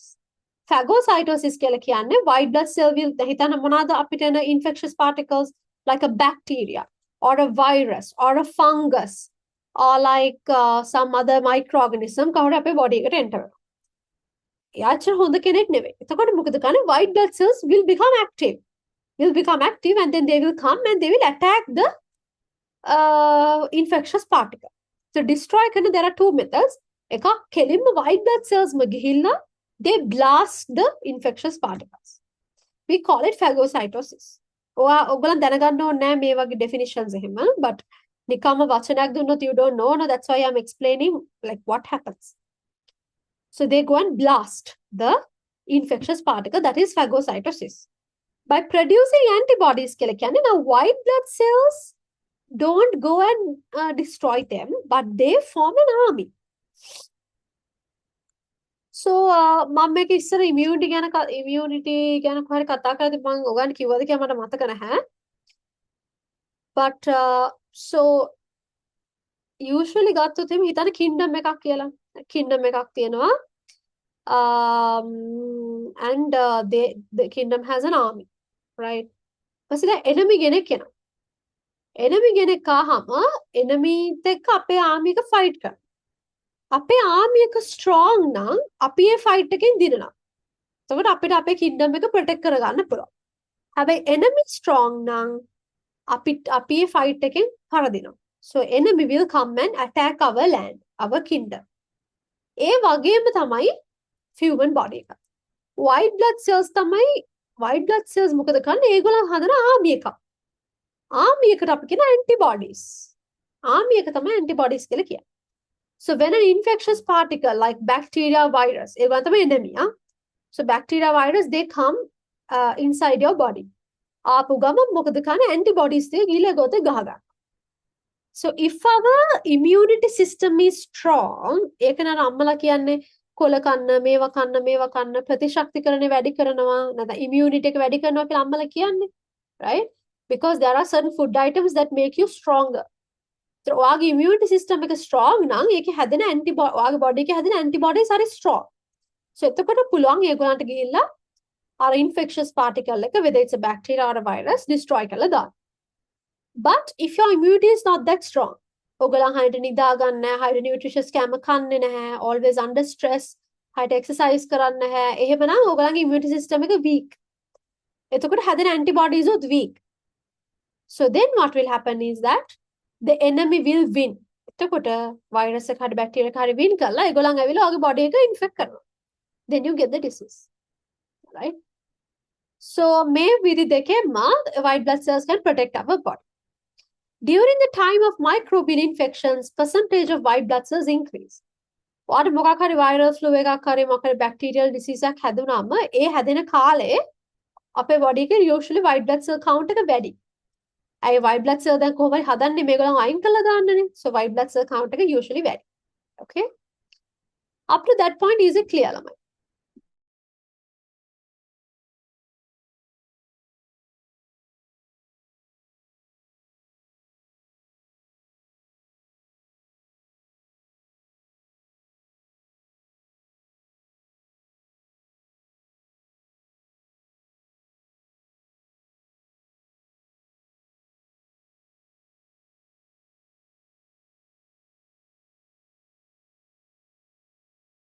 Let me, do you have a question?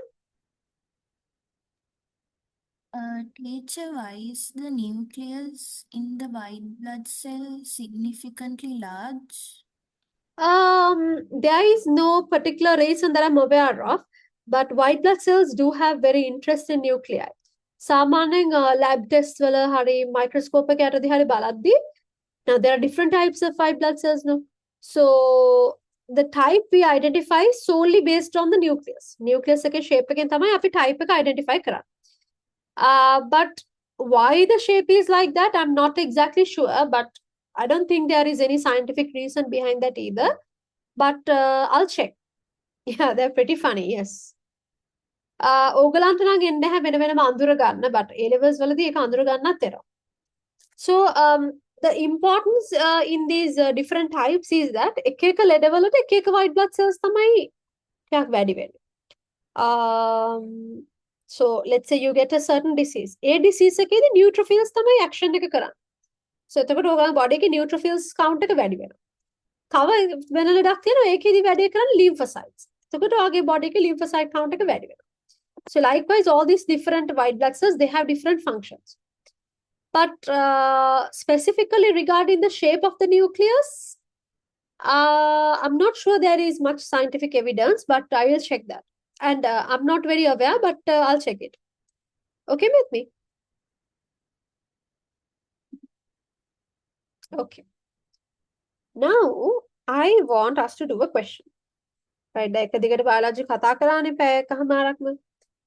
Do you all have the O-level past paper book? දැන් O-level past paper book එක නැත්තම් මම ගහනවා because I have told you, right? Okay, good. I have told you at some point මං කිව්ව ඔයගලන්ට දැන් නම් අරගන්න කාලේ හරි කියලා. තාම අරගෙන නැත්නම් දැන් අරගන්න කාලේ හරි කියලා. So if you still don't have, please do get it. එහෙම නැත්නම් online papers එක download කරලා ඒක print කරගන්න. Something. I mean, පොත ගන්න එක මම හිතන්නේ ලේසි වෙයි. But whatever you prefer. Okay, so we are going to do a past paper question. Since we did theory for a long time. Let me see. I always love doing past paper questions. දැන් අපි August වල past paper revision එක පටන් ගන්නවා. ඒකෙදී නම් අපි class එකේ මුකුත් questions කරන්නේ නැහැ. All the questions are given as homework. Okay. Go to the paper 2020.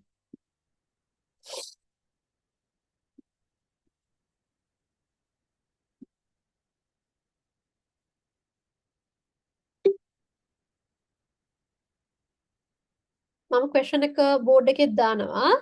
ඔයගොල්ලෝ board එකේ බලන එක ලේසි නම් up to you. But if you want to want the book, මම හරියටම කියන්න question එක මොකක්ද කියලා. It is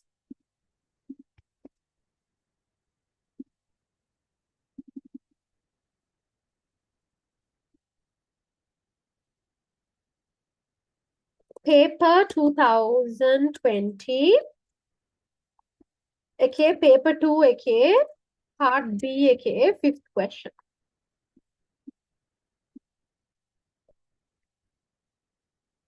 Did you all find the question, Lamit?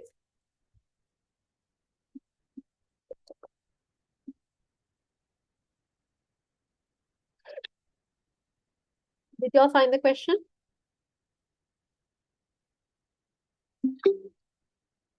Give me a thumbs up if you This is found. the fifth question, right? Sorry? The fifth question, right, in Fifth past question. paper. Yes, fifth question. All right. I won't set a timer because this is actually the first proper past paper question we are doing. I won't set a timer, but මුලින්ම A part එක කරලා ඉන්න. B එක එපා. A එක කරන්න මුලින්ම. Do the A part first. For this, I will give you like 15 minutes. I think 15 minutes would be enough. මවගන්ට පාස් ප්‍රපරේෂන් කරද්දි කියා දෙනවා like කොහොමද හරියටම ටයිම් කරලා කරන්නේ ටයිම් කරනේවත් කොහොමද ප්‍රැක්ටිස් කරන්නේ මොන මොන questions වලටද කොහොමද ටයිම් allocate කරන්නේ all of this we will be discussing when we do the past paper revision right I'm very excited for that I hope you guys are too ඒකයි මවගන්ට කිව්වේ දැන් ඉඳන් පාඩම් කරගෙන යන්න නැත්නම් past paper revision එක ඔයගොල්ලන්ගේ හිර වෙනවා okay all right your time starts now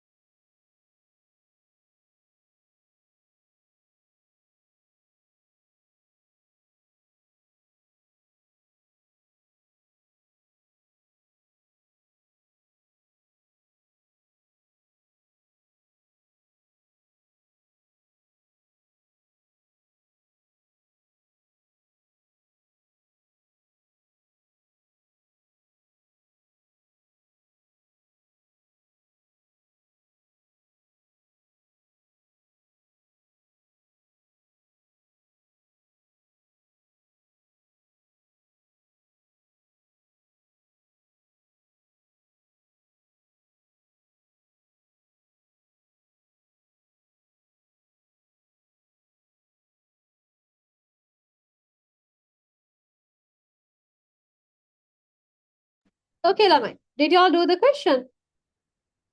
ඒ පාට කරාද?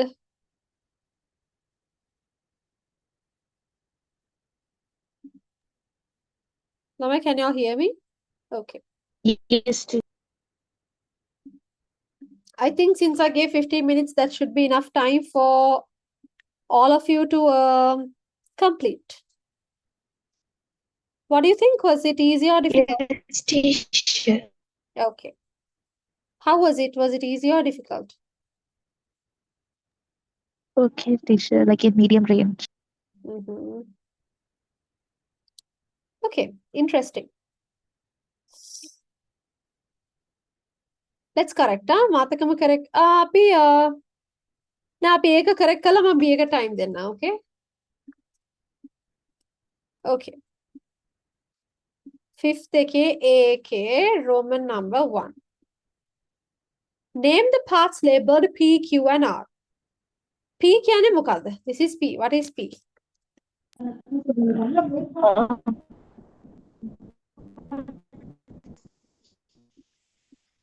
Hmm?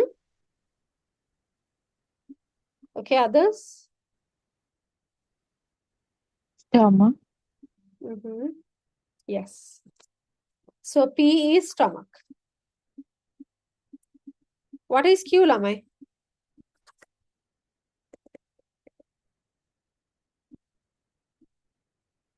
What is Q?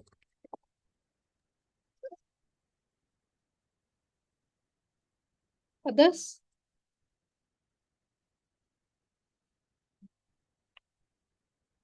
Others? Q. Liver. Correct. Q is liver. Then what is R?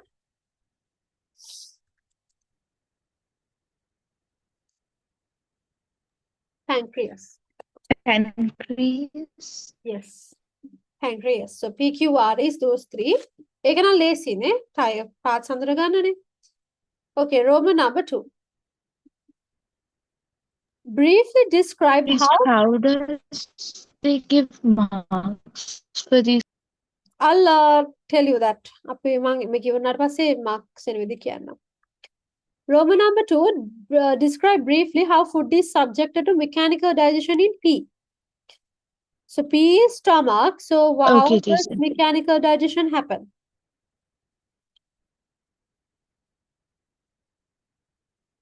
How does mechanical digestion happen in P?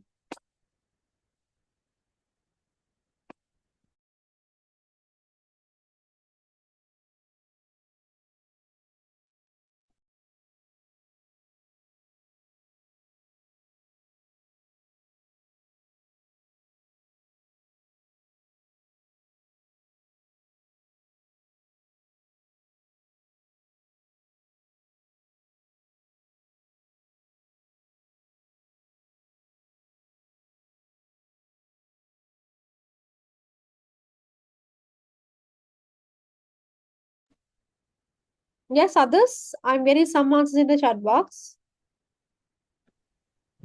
Teacher, I wrote food is crunched and mixed with gastritic juice. Mm, The large food particles are broken into pieces.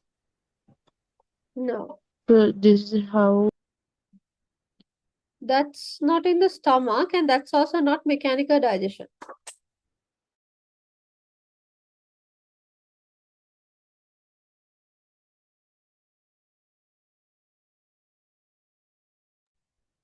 So, Lamai, I got some right answers, but also some wrong answers. It's okay.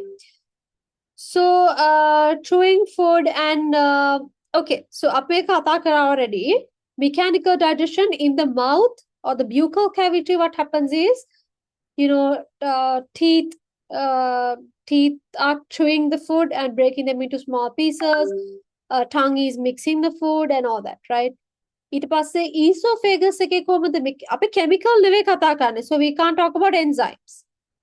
Esophagus එකේ වෙනවා peristalsis. Peristalsis කියන්නේ muscles are contracting and relaxing. So now that is mechanical digestion. And I told you stomach එකේ same thing happens. Peristalsis stomach එකෙත් වෙනවා. Again එතන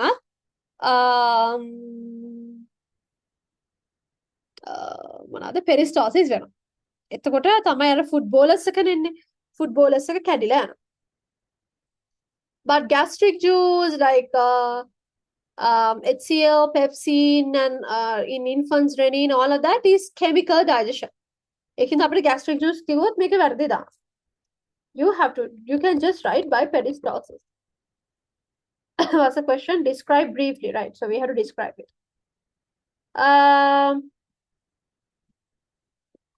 The food bolus will be broken down by peristalsis in the stomach wall. That's the answer. Roman number 3. A secretion essential for the emulsification of lipids contained in food is produced by Q. Name that secretion. What is it?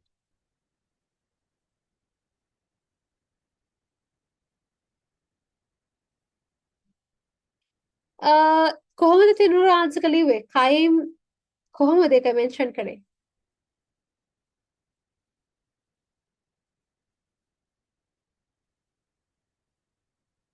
How did you mention about chyme? ඒක මට කියන්න. No. ඒක ලකුණු හම්බ වෙන්නේ. Peristalsis or peristaltic movements ඒ වචන තියෙන්න ඕනේ. මේකට මම හිතන්නේ එක ලකුණයි දෙන්නේ මේ answer එකට peristalsis වචන නැත්නම් ඒක ලකුණු කපනවා. Okay? So footballers එක chyme වෙන්න both chemical digestion and mechanical digestion both help, right? So ඒක මතක තියාගන්න. Q කියන්නේ liver. Liver එකේ produce කරනවලු කවුරු හරි that helps in emulsification of lipids. We know very well it's bile. Don't write bile juice, huh? Write bile, just bile. Okay? So bile is produced in the liver and stored in the gallbladder. උගාට මතකයිනේ නේ? So yes, that is bile. Good. Then Roman number 4. What is the enzyme secreted by R that contributes to digest lipids? Lipase. Others? Can I ask what are the 3 enzymes secreted by the pancreas? What are the 3 enzymes secreted by the pancreas?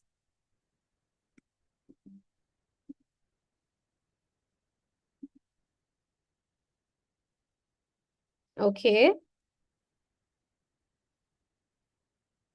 Okay.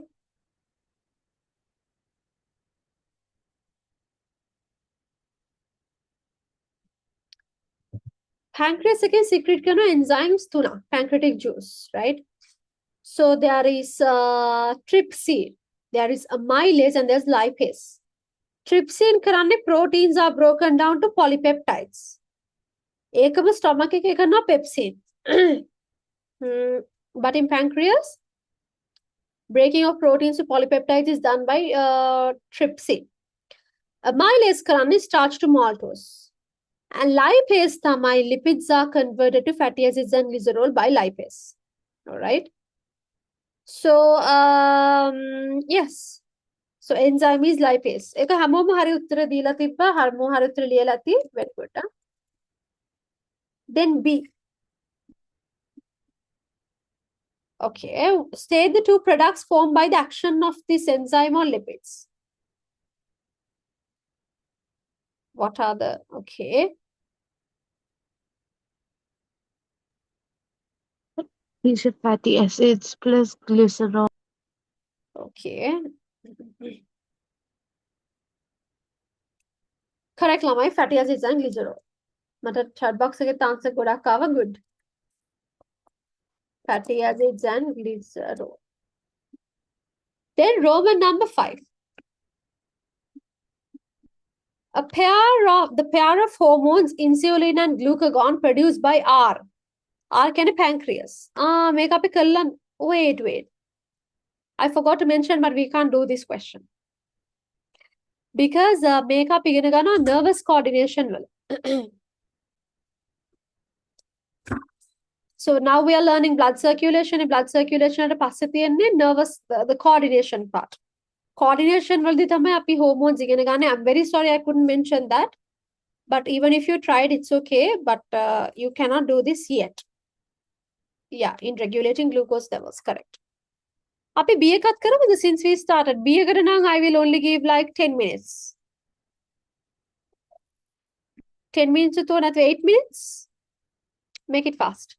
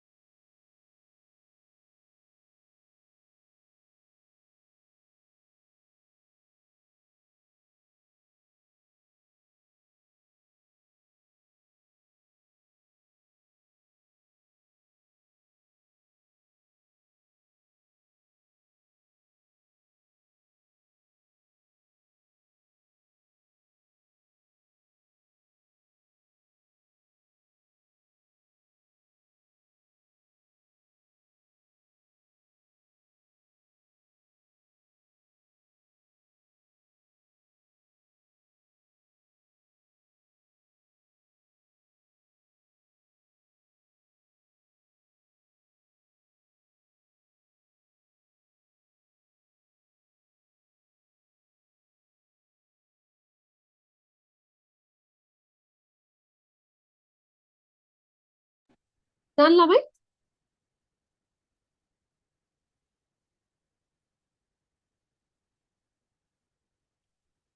Okay. I think මේක තෙච්චර අමාරු නෑනේ. How was it?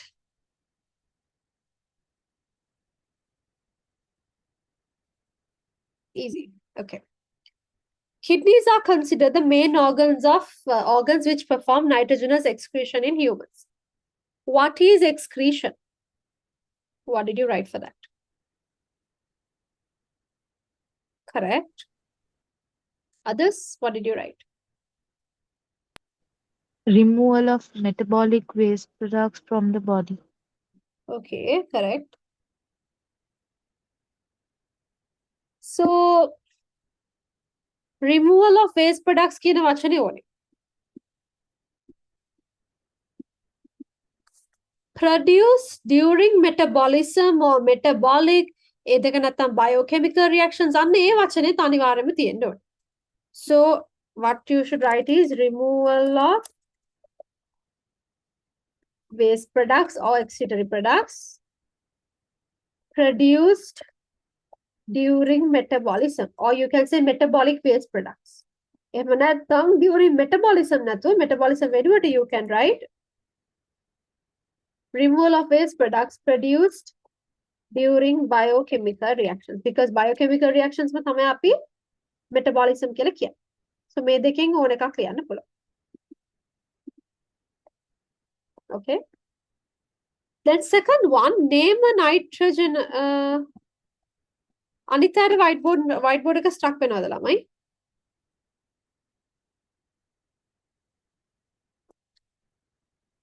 No, teacher. With me, shall I send you the link of the whiteboard again?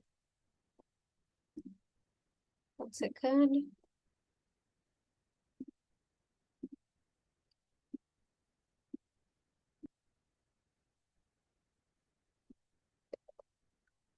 Can you click on this link and check?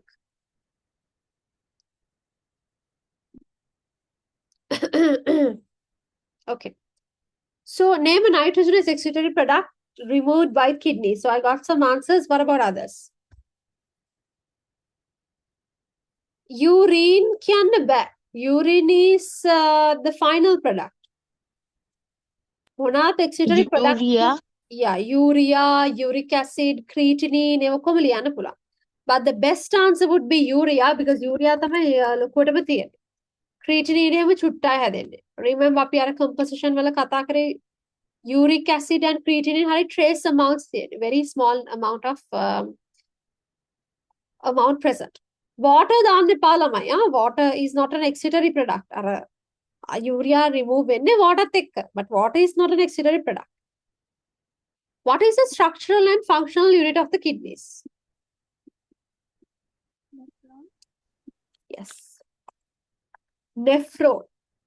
Nephron is the structural and functional unit of the kidney. Then, Roman number 4. One step in the process of forming urine in the structural and functional unit of the kidney, nephron, is known as secretion. Okay. Secretion can a third step, right? Describe briefly how secretion occurs. මොකද secretion වල වෙන්නේ?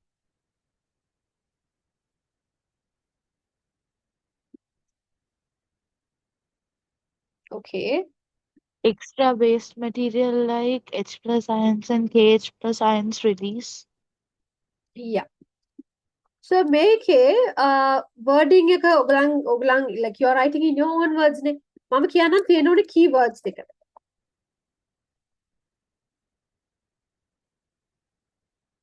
From blood capillaries to the nephron කියලා තියෙන්න ඕනේ.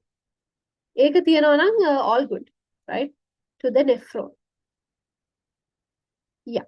So that should be there. If you want to, you can, because they have asked you to describe briefly, right? You can say example, hydrogen ions, potassium ions, ammonium ions. Likewise, you can write the examples also. Okay. Describe briefly. We don't write paragraphs. We can just explain in one sentence or maximum 2 sentences. Okay. Then state the other two steps in the formation of urine.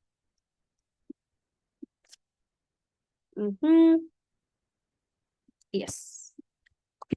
First step is ultrafiltration. Second step is selective reabsorption. Third step is secretion, right? Yes, good. Is it clear, Lamai? Is it clear to all of you? Okay.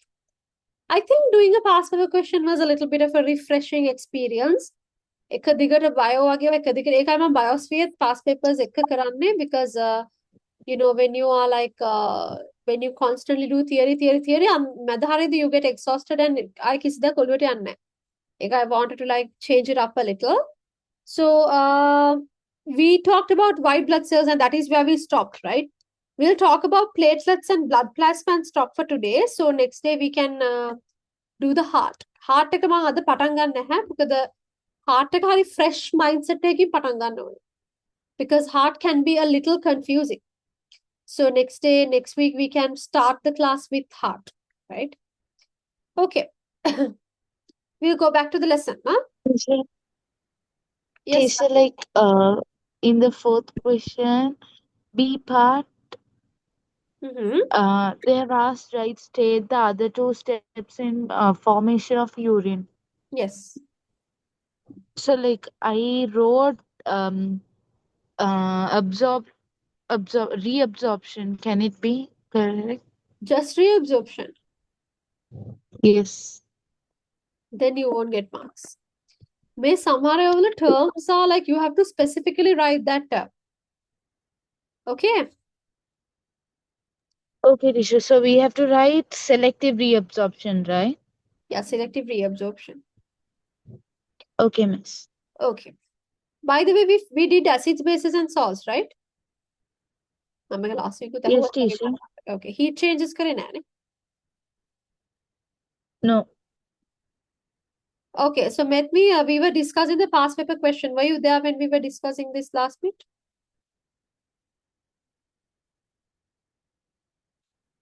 कोई हरी तो अंतिम हिटिए. The B part, I couldn't. Okay. So just to give you a summary, now what is excretion? क्यों हम removal of waste products produced during metabolism. So when they ask you describe briefly or write or stuff like that, ඒගොල්ලන් බලන්නේ ඔය හරියටම ඔයාගේ වචනේ කොහොමද ලියන්නේ කියලා because you write in your own words. But certain key terms must be there. ඒගොල්ලන් mark කරන්නේ keywords වලට. Removal of waste products or excretory products කියන වචනේ තියෙන්න ඕනේ. And අනිත් එක produced during metabolism or produced during biochemical reactions අර ඒ වගේ එකක් අනිවාර්යෙන් තියෙනවා. Or metabolic waste products. So waste products කියන meaning එක දෙන විදිහ එකක් තියෙන්න ඕනේ. Metabolic or metabolism or biochemical reactions A meaning එක තියෙන part එකක් තියෙන්න ඕනේ. දෙකම තියෙනවා තමයි you get marks. Then they ask name a nitrogenous excretory products removed by kidneys. You can write urea. There's also uric acid, creatinine and all that, but I mean, you can write those as well. But urea is the most abundant, so it's always safe to write urea. Structural and functional unit of the kidneys, we talked about it, it's nephron. Then describe briefly how secretion occurs. When they ask you to describe briefly, I was saying you don't have to write like entire paragraphs. You can just write one sentence and somehow maximum 2 sentences. So here, there's nothing much we have to say anyways for secretion. You can say some materials are secreted from blood capillaries to the nephron or to the glomerular filtrate, and you can write some examples. That's enough. And they're asking the other two steps. So step number 1 was ultrafiltration. Step 2 was selective reabsorption. Then step 3 only is secretion. Is it clear with me? Yes, teacher. Okay. Then platelets. Coming back to the lesson. Huh? Platelets, these are not considered cells. They are cellular fragments and they don't have a nuclei. यहाँ पे corpuscles गथाम red blood cells वलटा nucleus එකක් නැහැ. Platelets वलटा nucleus එකක් නැහැ. Only white blood cells have a nucleus. However, red blood cells, we consider them actual cells. But platelets, we don't. We don't consider platelets as actual cells. අපි ඒගොල්ලෝ consider කරන cellular fragments. Just cells වල කැලි කැඩලා කැඩලා නිකන් පොඩි පොඩි fragments වගේ. කියන්නේ කැලි ඉතුරු වෙච්ච ඒවා පොඩි පොඩි කැලි කැලි වගේ තියෙන. Okay? So not considered cells, they're cellular fragments. And they do not have nuclei.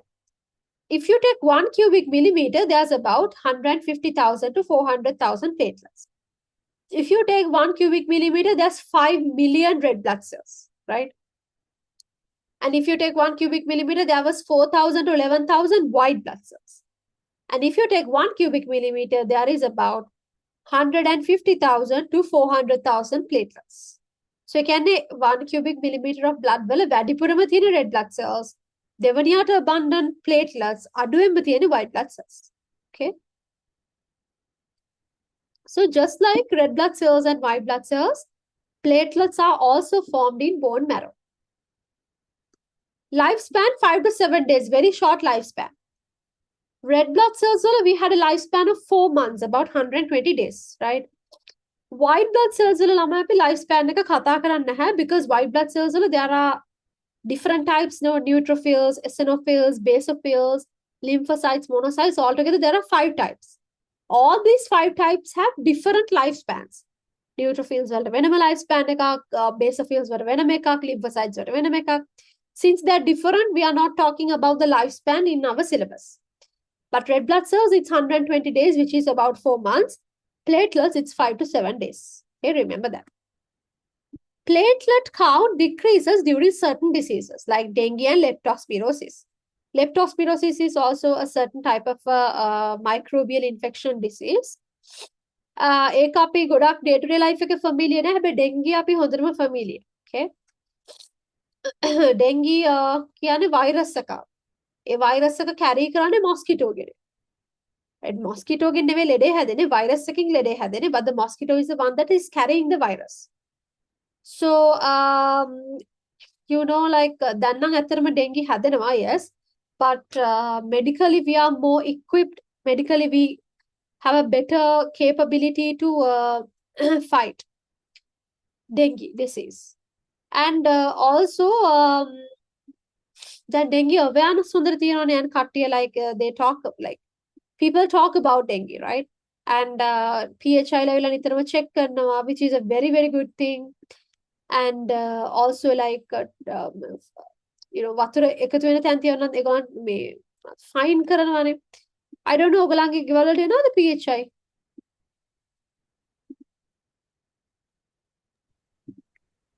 They come every 6 months, teacher. Every 6 months, but these days since it's raining, they should visit more now. No, like for rainy season they come. Yeah. Right. Normally, every 6 months, yeah. Last Monday, yes. අපි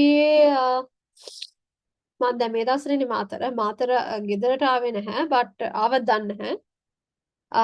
Not when I was home at least, but I told you like there's this we have a factory in Matara. ඒකට ආව එකපාරක් PHI ගෙනේ. There was a huge gang of people. So මං ඇත්තට බය වුණා ඒ වෙලේ because there were like වැඩ කරන අරගෙන මම තමයි හිටියේ management එකේ. So just PHI ආවා. PHI එක දැන් ආමි කට්ටිය තව අර ladies දෙනවනේ අර මොනවද කොළ මාක් කාඩ් මාක් කරන අර මේ මම හිතන්නේ ඔක්කොම ආවා එක තැනකට ඔක්කොම ආවා 20ක් විතර මිනිස්සු. So I was wondering like හරිම human resources අපරාධනේ. එක තැනකට 20ක් යනකොට ඒගොල්ලන්ට බෙදිලා යන්න පුළුවන්. So they're just, it's such a waste of time and it's such a waste of human energy. Did you all have any like මොන හරි තිබ්බද එහෙම මේ breeding places මොන හරි තිබ්බද?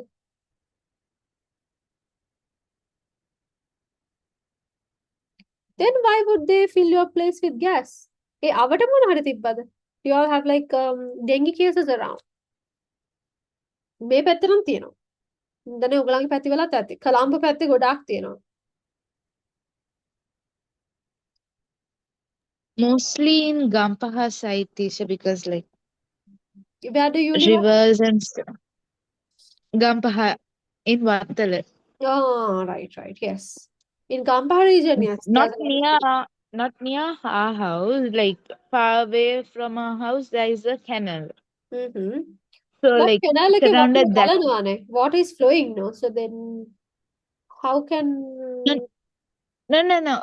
If we go far from the canal, like right.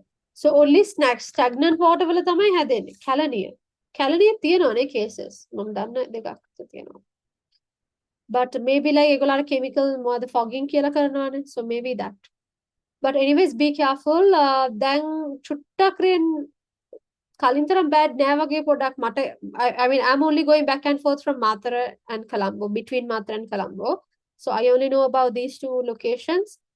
You may be coming from different places. Like Ashwita's from Vattala, Mayumdi's from Kalaniya. So likewise, you guys also must be coming from different locations. So එතකොට dengue cases එක එක විදියටනේ මම කියන්නේ කොළඹ මාතර දෙකේම dengue cases සාමාන්‍ය තියෙනවා. But පහුගිය සතිය තරම් මේ සතිය ලොකුවට වැස්සේ නැහැ in my experience. There were a few times when it rained heavily, but constantly high වැස්සේ නැහැ. There's this El Nino effect that is happening in the world. Did you all know about it? yes, Okay, I have a homework for you. You have to find out what El Nino effect means. I don't want like very heavy technical terms. Heavily you can get the support of Google, you can get the support of AI. It images බලන්න පුළුවන් Google වලින්. Try to understand El Nino because like global warming, climate change වගේ ඔයගොල්ලන් කියයි මම science කරන්නේ නැහැ, මම කරන්නේ commerce. commerce නෙවෙයි, science නෙවෙයි, ICT නෙවෙයි, මොනා කරත් climate change is going to affect all of us in the same way. ගොඩක්ම ළමයි අපි වගේ countries වලට තමයි effect එක එන්නේ.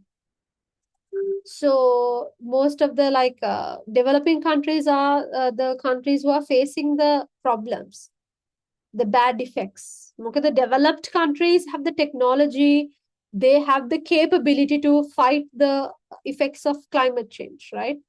දැන් ඔයගොල්ලන් දන්නවා sea level එක එන්න වැඩි වෙනවා. Global warming එක glaciers දිය වෙනවා. sea level එක එන්න වැඩි වෙනවා. අපිට පේන්නේ නැහැ මේ දැන් මේ බලන් ඉනකොට එකපාරට sea level එක වැඩි වෙන්නේ නැහැ. But over time it's happening and you guys don't know about it. Or maybe you have heard about it but you don't think about it. But there will come a time when the land of Sri Lanka will slowly get reduced. Like Maldives or Maldivian islands and have land size එක එන්න අඩු වෙනවා. Because sea level එක වැඩි වෙනවා. People say aquatic resources වලට ප්‍රශ්න වෙනවා, right? There are so many acid rains එනවා. That ලංකාවට එච්චර ලොකුවට මේ effect එකක් නැහැ. Because whatever you guys may say, Sri Lanka is a very good country to live and it has a very good quality when it comes to environment, like environmental quality, atmosphere quality අපේ air quality එක හරිම හොඳයි. Like if you compare with countries like India වගේ, India air quality is very bad at certain ගොඩක් රටේ ගොඩක් තියෙන crowded පැති. So capital cities ගත්තොත් like New Delhi or Mumbai වගේ, the air quality is very bad, right? So you got respiratory diseases එනවා එක හින්දා. But Sri Lanka වල capital එක Colombo, Sri Jayawardhanapura කෝට්ටේ පැත්ත ගත්තොත් the air quality is very good. And a lot of greenery and wetlands. මං කිව්වා ඔයගොල්ලන්ට මං කලින් කියලා තියෙනවා ගානට මුළු ලෝකෙම wetland එකක capital city එක තියෙන එකම country එක Sri Lanka. Because in Colombo there's Baddegana, Diyata, Diyasaru, then Bay River, ඔක්කොම connected out there. It's one singular wetland system connected. So there's no other country in the world where the capital city of the country is located like in a wetland. So that's the only country is Sri Lanka. And like අපි අර මම දැන් ඔයගලන් කොහොමද කියලා මම කොළඹ ඒ හරියෙන් ඔය දියත් දේශාර ඒ හරිය තමයි මගේ ගෙවලුත් තියෙන්නේ. So ටිකක් එක ළඟ ඒ හරියම නෙවෙයි. But ඒ හරිය දිතරම දකින්න දෙයකට අගයක් නැහැ ඇත්තට. But actually the quality is really good. දියවන්න ඔක්කොම මාර හොඳයි. And also water quality is comparatively much better. Then like Sri Lanka is really good. So now so far හැබැයි ඉස්සරහට අපිට climate change effects එන්න පුළුවන්. So ඒවට ඒවා ඔයගොල්ලන් දැනන් ඉන්න ඕනේ. මොකද ඔයගොල්ලන් ඒවා face කරන generation එක. Y'all are the generation who will be facing the initial bad effects. And then your younger generations will also be facing it. Yes, Ashwita. So what was the name you told that we should search and bring El information Nino. home by? El Nino effect. El Nino. එක Spanish, I think. El Okay. Nino, ඒ වගේ pronounce කරන්න, but you can just type El Nino. ඒක නිකං දැනගන්න. I mean, it's just you can, it'll only take like 10 minutes. Because now that we have AI and AI accuracy is much higher, AI වලින් බලන ඒවා ඔයගොල්ලන් ගොඩක් accuracy cross check කරගත්තා නම් හොඳයි. But I know now AI is much more advanced. ගොඩක් වෙලාවට accurate responses දෙනවා. And I'm a big fan of AI. So yes. එතකොට ඔයාලට 15 minute වගේ පොඩක් බැලුවොත් ඔයාලට තේරෙයි.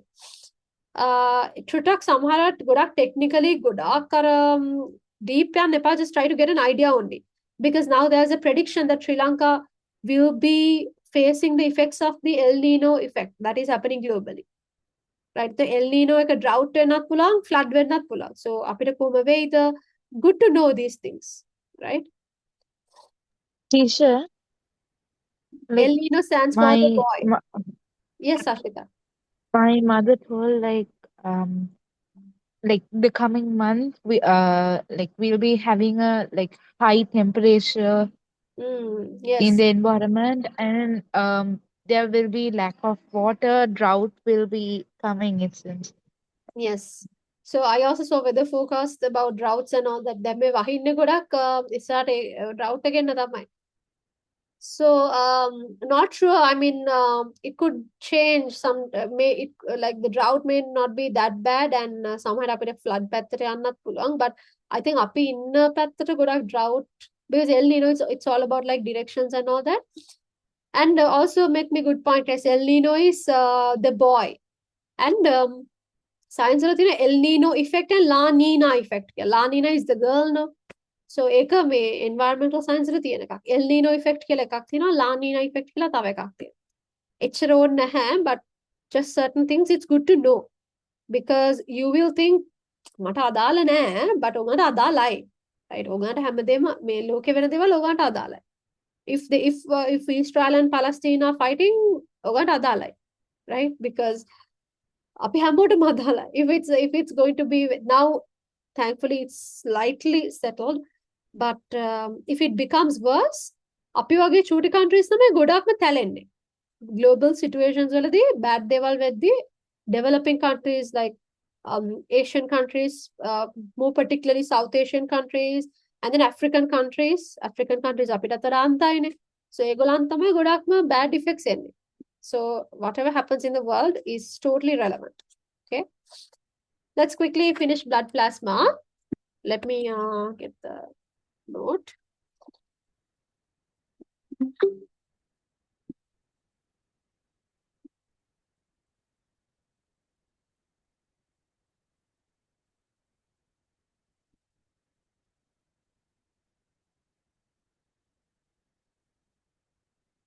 Blood plasma. 90. Now, අපි දන්නවා blood ගත්තොත් එහෙම 55% of blood is blood plasma. Remember a separate වෙච්ච එක. So if you take blood plasma විතරක් ගත්තොත් ඒකේ 92% ම තියෙන්නේ water. That is why blood plasma is very liquidy. Imagine like having 92% water. ඉතුරු 8% තමයි අනම්මදන් තියෙන්නේ. So ඒ කියන්නේ වැඩිපුරම තියෙන්නේ water, second most abundant තියෙන්නේ proteins.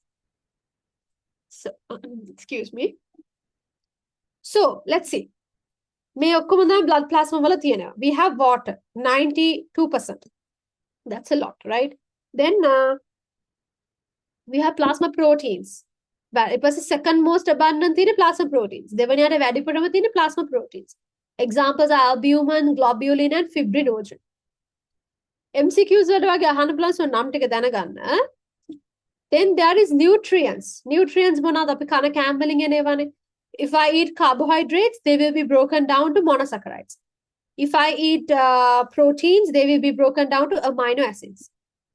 If I eat lipids, they will be broken down to fatty acids and glycerol. And also, if I, vitamins, minerals, වගේව ආයි වෙනම digestion එකක් වෙන්නේ නැහැ. Okay, so it's just like ඒ කියන්නේ vitamins, minerals වගේව ඒ අපි consume කරන විදිහටම හරි අපිට ලැබෙන විදිහටම හරි එහෙමම තමයි body එකේ use කරන්නේ. So we don't have to separately digest. Then ions, one second, Tinura, I'll answer that. මම හිතනවා කල්නුත් question එකක් ඇහුවා නේද? I'll answer. I'll check. Wait. Ions වලට ගත්තොත් එහෙම there is sodium ions, then there is potassium ions, then there is calcium ions, magnesium ions, chlorine ions, phosphate, sulfate, bicarbonate. So ඒ වගේ items ions කීපයක් තියෙනවා. Then nitrogenous byproducts. Nitrogenous byproducts are urea, uric acid, and creatinine. One second.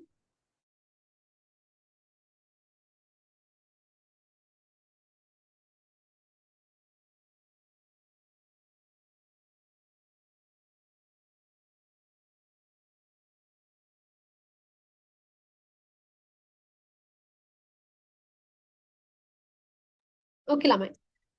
Urea, uric acid, and creatinine.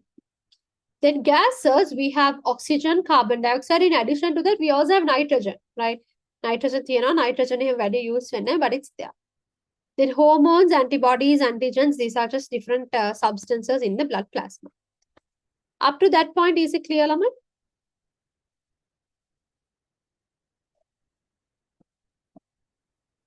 One second.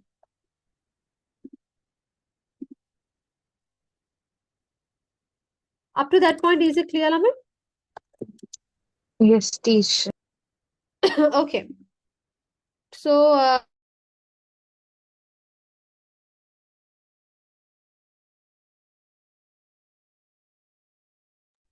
okay. So just two questions that I could not answer earlier. How does it take the color of yellow? You mean urine, right? So urine wala ta color එක එන්නේ yellow color එක, especially because of a pigment called bilirubin, right? Bilirubin කියලා pigment එකක් තියෙනවා, ඒකෙන් තමයි color එක එන්නේ. ඒ කියන්නේ ගොඩක් red blood cells, the red blood cells after 120 days they will break down. So එතකොට ඒවා break down වෙද්දී ඒකේ හැදෙන එක waste එකක් තමයි bilirubin කියලා කියන්නේ. So එයා තමයි yellow color. That is why actually urine is yellow. So yeah, that's the reason. So it's blood plasma. Blood plasma wala yellow color එකක් නැහැ. Blood plasma could have like a very slight off-white because of just suspensions of particles, but otherwise it's not yellow color. Okay.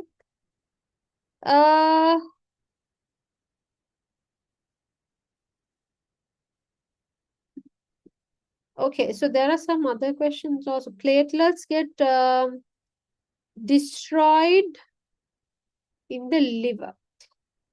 So, what do you think about this? Platelets සාමාන්‍යයෙන් liver එකෙන් නෙවෙයි destroy වෙන්නේ. There's another organ called spleen. ගොඩක් liver එක spleen එක ගැන අපි එකට කතා කරන්නේ. Most of the time we say liver and spleen because they are like ගොඩක් එක ළඟින් යන්නේ. But spleen is a different organ. You can Google search and you can get the image of the you can screen you can get the image of the spleen organ. It's like a small like flat organ එකක් තියෙන්නේ. ඒකෙදි තමයි platelets destroy වෙන්නේ ඔක්කොම. Okay, so it's liver එකෙන් I think liver එකෙන් චුට්ටක් destroy වෙනවා, but I have to double check that. Spleen is the main location where all the platelets are destroyed. Okay. Any other questions?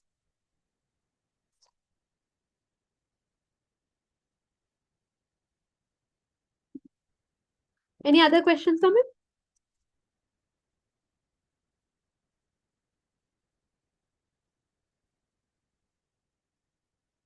No, all good. Give me a thumbs up if everything is clear. Let's see. Madam, miss කියලා. There's a big imbalance in natural temperature regulation these days due to human. Yeah. Yes, correct. That is why El Nino, La Nina වෙන්නේ ඒක හින්දා තමයි. That's correct. And I hope තිනුරගේ මට මොකුත් miss වුණාද? It's that okay. I missed another. Oh my God, I have missed so many messages from you. I'm sorry, Lamai. Yeah. It's that for Asian region, it's warming. Warming is high while the north. Yeah. Close. ඒ කියන්නේ සමහර Asia, Australia වගේ පැත්තේ තනිකර රස්නේ වෙනවා ගොඩක්. And northern regions තමයි පොඩ්ඩක් like cold and heavy rainfall and all of that. Yeah, so there are opposite effects happening. I think that's all, right? Okay. Then shall we wrap up, Lamai? Let's wrap up. I will send the whiteboard note. Next week we have the class.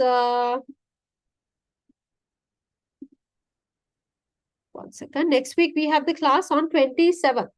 That means we have another week for June. And next week we'll be done with blood circulatory system and we'll be done with like half or part of the coordination lesson. ඕගලන්ට මම class එකක් දානවා කිව්වද පොයේ? මම චුට්ටක් check කරන්න because I think I made the same promise to grade 11 maths. Grade 11 maths වලටත් මම පොයේ කතාවක් කිව්වා.